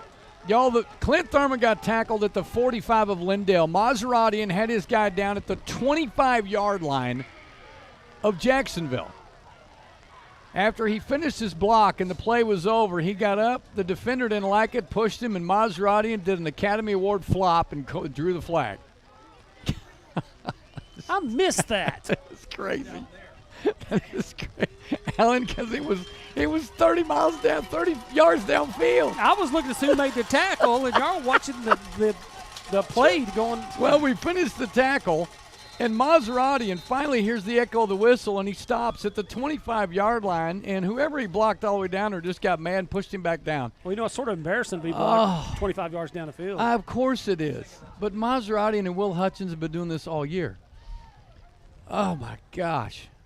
I get blinded watching these guys and finish off their blocks. Will Hutchins leading this team with 87 knockdowns. Maseratian behind him with 56. Maseratian should get credit for 4 on that play right there. Do they have longest my gosh. block? Well, that one had to have been 35-yard block right there. 1st and 10, Lindale Eagles at the Jacksonville 40. Clint Thurman bobbles the snap, and he will get pummeled back at midfield by Troy Polamalu. That's his name, Troy Polamalu. I'm going to tell you what, that's a scary thing there when your quarterback bends over to pick that ball up. And, if he's turned the wrong way and another guy coming in to try to recover, you get some head-to-head pretty easily on that. Well, first time the weather actually played a part in that particular play because that ball went right through Clint Thurman's hands. And fortunately, I think for Michael Miles, who's the guy with the Polamalu hair, Michael fell pretty hard on top of Coda Kennedy, and Kennedy stayed down for a couple of minutes, and both Lindale Eagle and Miles helped him up off the turf. So Thurman brings the play in, 2nd and about 20. Snap back, Thurman keeping it to the left side, cuts it back in the middle of the field, and then gets pummeled at the 47-yard line of Jacksonville. And we're going to get a timeout, I think. Referee will stop the clock, and it'll be a timeout, and they haven't indicated. Referee will now say timeout Jacksonville. Clock stopped at 3:50 to go. We'll take a timeout here as well. It is Lindale Eagles 36, Jacksonville 21 when we come back. Hey, Doc Deason here, Lindale class of 1990 with Real Edge Real Estate in Tyler. You can find me online at docdeasonrealestate.com. After this summer, anything associated with fall is going to be welcome throughout the season, especially Lindale High School football. It's an honor for me to again partner with my friend of 30 years, your play-by-play man, Kenny Smith. There's nothing in this country quite like Texas high school football, and you need to know we're partaking in a legendary pastime right now. But when the game's over, if you need some help with real estate, give me a shout. Don't hesitate. 903-262-8680. That's 262-8680. Again, I'm fellow Eagle Doc Deason. Thanks for listening.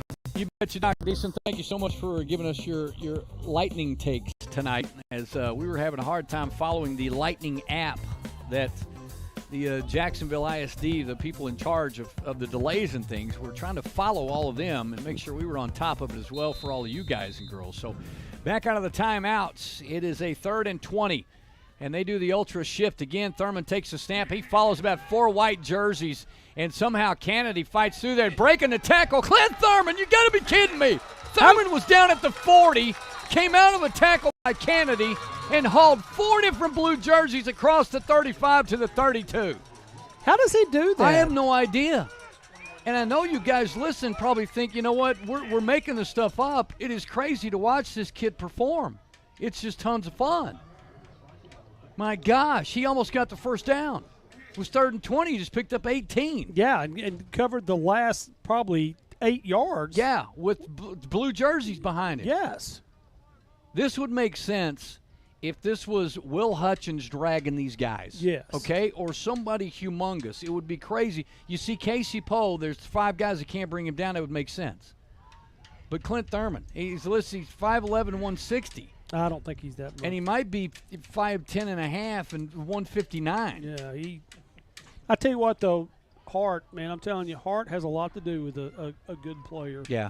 And people don't always put that much into it, but I'd rather have kids that play hard and give it everything they have than some superstar that, you know what I'm saying, that just he's out there just to be out there. Well, with 3:36 to go, and this literally a 2-possession football game still right now, they will not send Seth Baggett onto the field to kick what might be a field goal, long-distance field goal. They're going to send the offense back out, and Clint Thurman will try to make this first down, 4th and 2 from the 32-yard line that looked like a helpless 3rd and 20 a while ago. Shift strong to the right. Thurman takes the snap. He will take it himself, and he gets hit immediately at the 30-yard line, and this is going to be close. Well, they put 2 offensive linemen into the game in the backfield. And it looked like Clint Thurman turned up inside instead of following those 2 guys. Yep. And it may have cost him. They're going to set the football down short of the 30-yard line.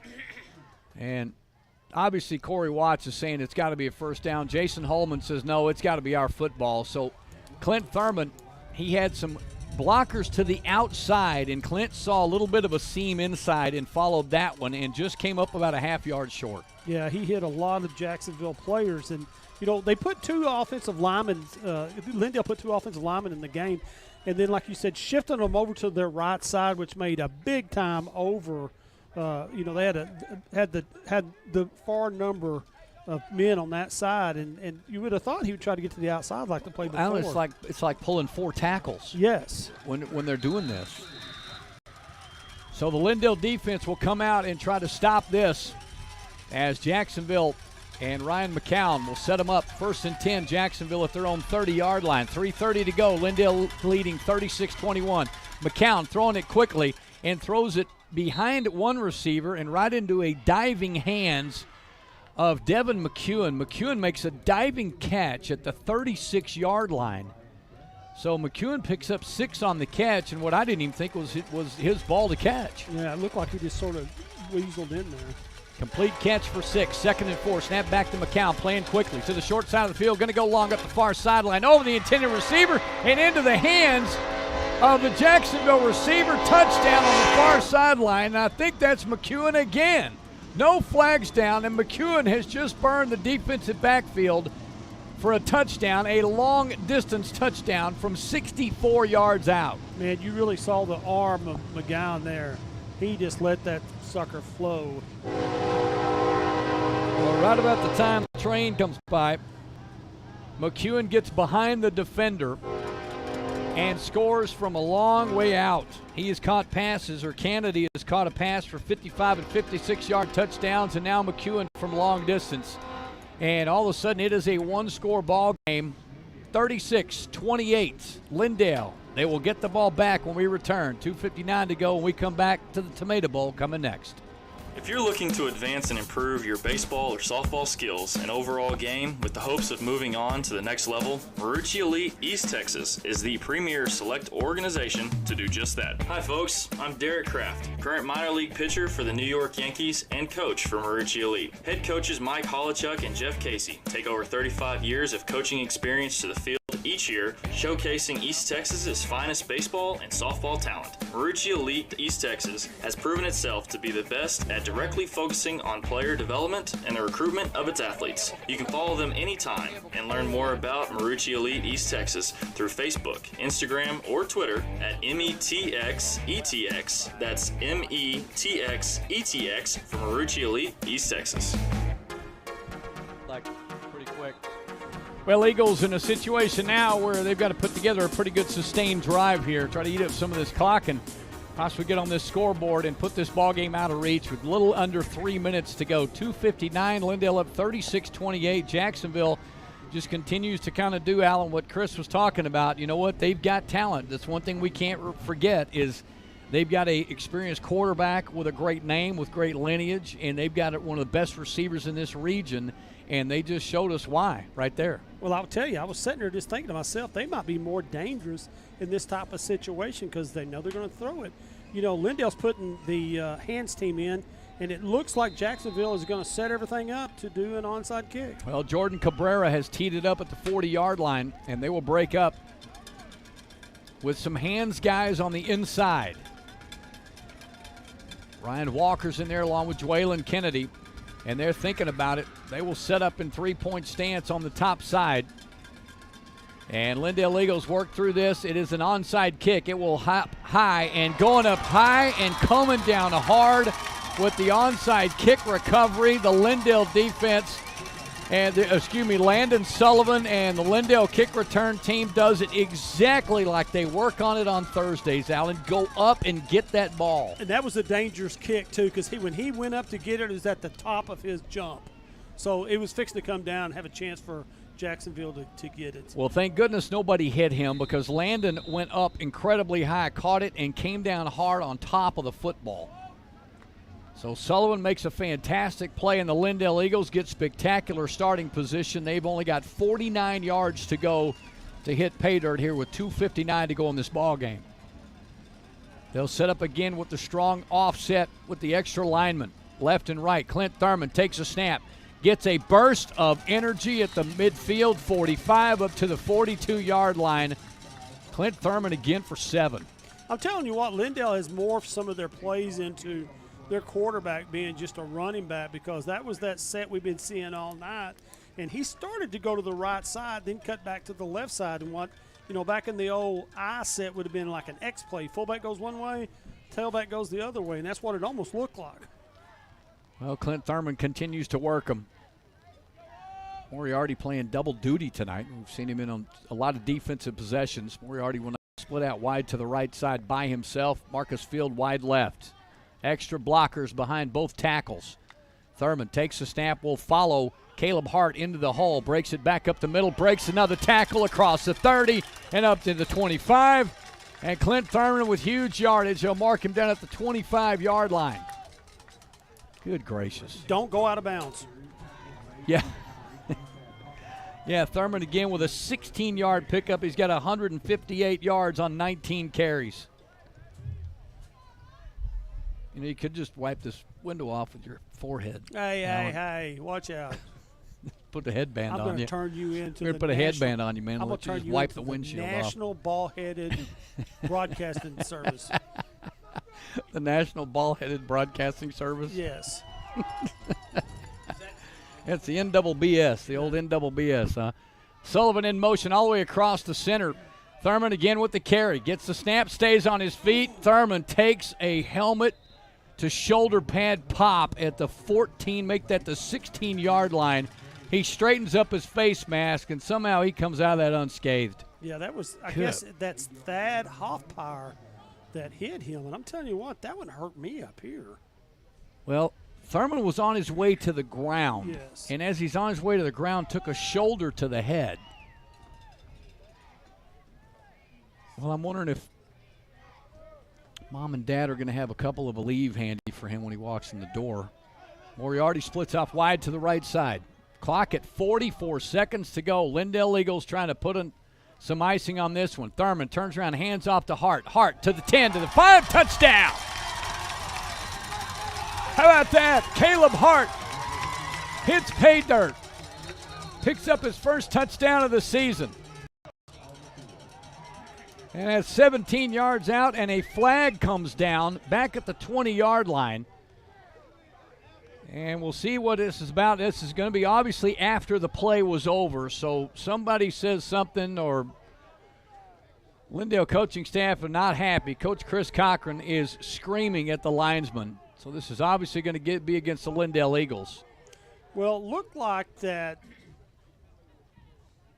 one of the players from Jacksonville had gotten put down on the ground, and then the Lindale kid tried to get up, and the Jacksonville player tried to pull him down on top of him.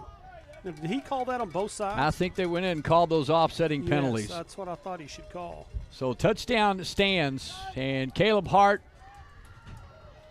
with a 17-yard touchdown run, and Hart gets on the board for the first time this season. Thurman with the hold on the snap. Hold is down. Seth Baggett is up and good again. Lindale Eagles move it again. Back up by a couple of scores. 43-28, only 33 seconds to go in this one. We return. Lindale Eagle football continues with OnTheCall.net. Backing the Lindale Football Eagles now as he did back then. Eagle Chiropractic is owned and operated by former Lindale Eagles center, Dr. Shane Allen. A class of 1989 graduate, Dr. Allen is an expert in chiropractic and nutritional health counseling. His expertise in these areas assist him in helping patients reduce and even eliminate migraine headaches, neck pain, back pain, and joint pain of all levels, both acute and chronic. Eagle Chiropractic offers therapeutic exercises, nutritional supplements, and analgesic creams, along with educational consultations and follow-up to assure continued support and confidence in a healthy lifestyle that is pain-free. Eagle Chiropractic, Highway 69 in Lindale, open Monday, Wednesday, Friday, or Saturdays. Call for an appointment and consultation at 903-881-5172. Eagle Chiropractic, making people better every day. Thank you, Shane. We appreciate your help out throughout this season. And obviously following your Lindale Eagles after having a pretty good playing career for the Eagles as well. And congratulations to Caleb Hart scoring his first touchdown as a varsity football. 17-yard run touchdown puts the Eagles up by a couple of scores. Kickoff is taken at the 43-yard line to the 45 and still on his feet crossing midfield. And great return.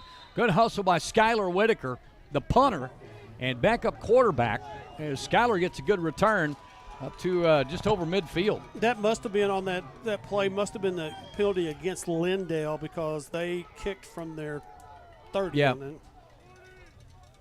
Well, the referee went both sides as if it was going to be offsetting, which is we've always thought is a goofy penalty call. Why call the penalty at all if it's going to be on both teams? But I guess you have to once the flag goes down. Well, that kick return only took 1 second. So it was a 1 second return. That's who's running the clock. By Skylar Whitaker. And clock stopped at 32 ticks to go. McCowan sets up three receivers, trips to the left side. Where is McEwen? Somebody get on him. McCown looking left, wants to throw left. Going to crank it up, throws it across the middle of the field and off the fingertips by Elijah Whitaker. Whitaker was wide open at the 30-yard line, and McCown threw it a little bit high, went right through his hands. And triple whistles coming in from the referee. Haven't seen the flag yet, but the referee will make a call here. It'll be a personal foul, roughing the passer against the Eagles. And that had to be somebody coming in from behind, Alan, because that was the only place anybody was at around McCown. Yeah, I didn't see it. I was looking for number 14, like you said, and he was out here doing an out and up. So the Eagles with roughing the passer will be their second 15-yard mark off in as many plays. So it'll move the Jacksonville football up to the Lindale 33-yard line. Boy, Coach Roselle is not going to be happy if they give up any points here in this last 25 seconds of this football game. Three receivers to the left side. McEwen by himself to the right. McCown has to scramble. breaks the tackle, still on his feet. Now he throws to the end zone. It's up for grabs, and it's pass interference, but it's intercepted by the Eagles. And coming near side, it's Ryan Stanton. Stanton, spin move, pulls it down to the 35-yard line. Lindale Eagle football. And a lot of pushing and shoving going on as a lot of Lindale Eagles are storming the field right now to get all over Ryan Stanton with that interception. It was going to be a pass interference, and not sure who got wiped out as the Jacksonville receiver came all the way through a Lindale defender and wiped him out before the ricochet went into the hands of Ryan Stanton. Kenny, I thought they were going to let the clock roll out. The clock keeper let that roll to about 5 seconds. He let 3 or 4 go after the fact. Well, they're going to go ahead and run one play, but 5 seconds left on the clock. Stanton gets his first interception of the season, and believe it or not, only the third interception for the Lindale Eagles all year long. That's probably why they're so happy that they got a turnover. Seriously. Well, we got a number 13 on the field now for the Lindale Eagles, and not one on our roster. I was wondering. I saw him earlier. Yeah, and it's a brand new number, and we're going to find out who it is. But the snap back to Clint Thurman. He will take a knee, and that's it. 43-28. Lindale Eagles take down the Jacksonville Indians in fine style with Hart, Parker scoring 2 touchdowns, Daniels, Field, and Moriarty. So 1, 2, 3, 4, 5 different Eagles hitting pay dirt, and the Eagles will move their record and finish up the 2022 regular season at 4-2 in district play and 6-4 on the year. We'll come back, total things up, and say so long from the Tomato Bowl coming up next. Lindale Eagle football continues with OnTheCall.net. You come for the food and you stay for the experience. Brisket Love Barbecue and Ice House, a mile off Interstate 20 on FM 849 in Lindale. Come hungry because the barbecue portions are generous and the atmosphere is the best in East Texas, including live music on the stage in Hackberry Hall.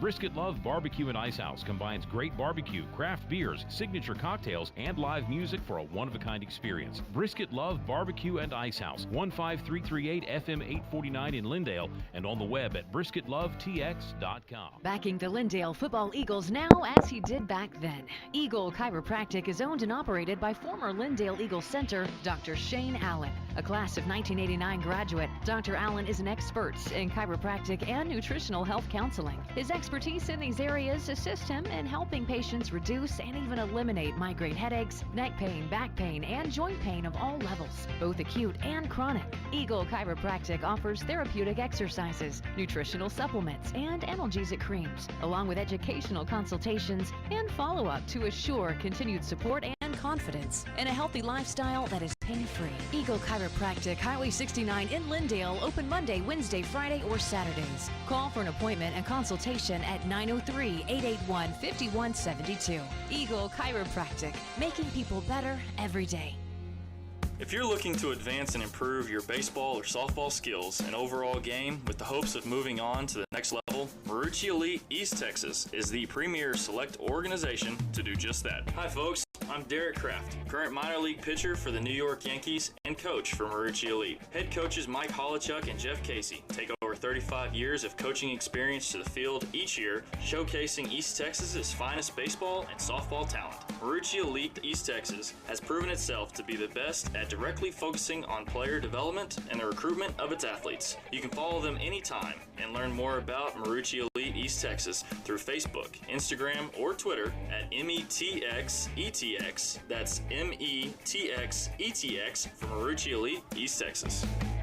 It's like moving from an old office into a brand new office. Trade up your current office furniture to brand new furniture from Office Barn in Tyler. Office Barn buys new and used furniture by the truckloads. We will also upgrade the look of your office by exchanging your current furniture for new digs. Maximize your office space with our space planning services, including field measurement, design, and a 3D diagram. Office Barn can even reconfigure existing cubicles for office space. More desks than the Pentagon. 1,000 plus chairs. Conference room tables. Lobby furniture. Storage cabinets. cubicles. I'm John Longcrier. We ship anywhere with next day delivery in East Texas. Buy it in the box and save even more. Discounts for nonprofits, veterans, and first responders. Plus, office moving done right the first time. Between Lindale and Tyler on Highway 69, across from the big American flag. You name it, OB stocks it. Office Barn. The summer of 2022 has been tough on everyone, especially those that were without a top-performing HVAC system. Rose City Air was created by Will Decker and Heath Willingham after they experienced plenty of too little, too late scenarios, with two objectives in mind: service and educate consumers on the most efficient ways to maintain a healthy AC unit correctly the first time and eliminate the anxiety of second and third opinions and repairs. Rose City Air takes the time to show you the complexities of maintaining a top-notch HVAC system while the estimate and assessment is being done. Rose City Air's free estimates, 24-hour no-hassle emergency services, low-cost maintenance agreements, and discounts for veterans, first responders, and educators are why Rose City Air wants to service your home or business whenever the need arises. 903-630-4343 or go to rosecityairtx.com. You know that old saying that a man's number one job is to protect his family? Well, that's exactly what my dad had in mind when he founded Beeler Roofing in the late 1970s. Well, now it's 2022 and it's still the backbone of why Beeler Roofing continues to take care of families and businesses' new roofs, full roof replacements, and even simple roof repairs. We still welcome a good old personal phone call to set up a free roof assessment, and we take a lot of pride and enjoyment from making our customers feel better about being home. Plus, we can even help you navigate the insurance process. This is Brooks Beeler, Lindale class of 1989, and very proud to support Lindale Eagles again this year. Find us on the web at BeelerRoofing.com or call us at 903-347-8484. Beeler Roofing, our family protecting your family from the top down for over 40 years. Alford's Tire Brake and Alignment is going all in with the 2022 Lindale Eagles. Safety first is not only common sense when it comes to your transportation, it should be the top priority anytime it comes to the overall protection of your family. Safety checks on your basic brake and tire conditions or need for maintenance on your AC system is paramount during the heat of a 2022 summer. Alford's Tire Brake and Alignment puts the entire family name behind making sure you stay stress-free on the road year-round.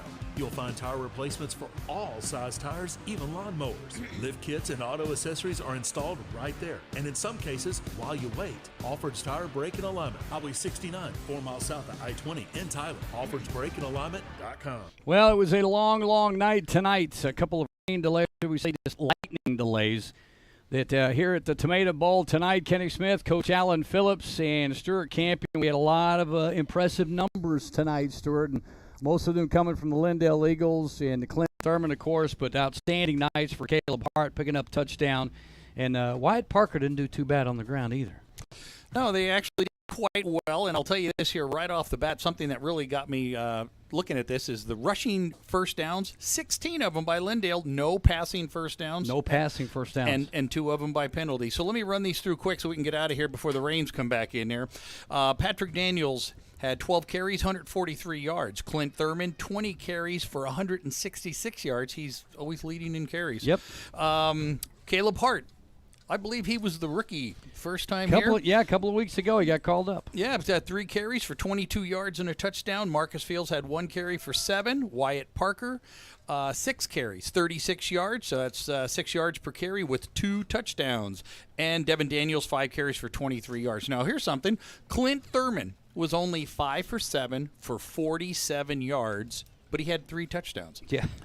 Okay, then and those receivers were Marcus Fields had 2 catches for 16 yards and a touchdown. Patrick Daniels had 1 catch for 13 yards and a touchdown. And Ethan Moriarty had 2 catches for 18 yards, and he also had the touchdown.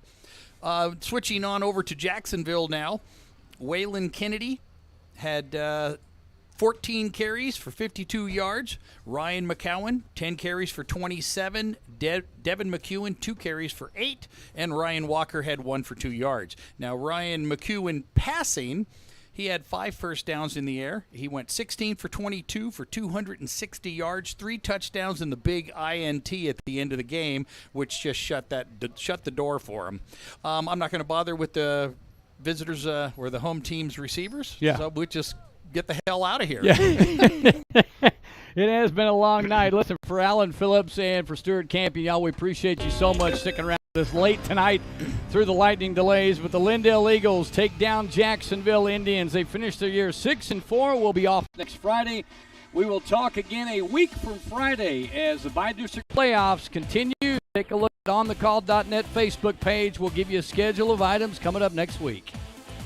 Tonight's broadcast of Lindale Eagles football is brought to you by Rose City Air, Ironworks Web Design, Alvards Tire, Brisket Love Barbecue and Ice House, Root Construction, Eagle Chiropractic, Beeler Roofing, Marucci Elite East Texas, The Office Barn, and Doc Deason Real Edge Real Estate.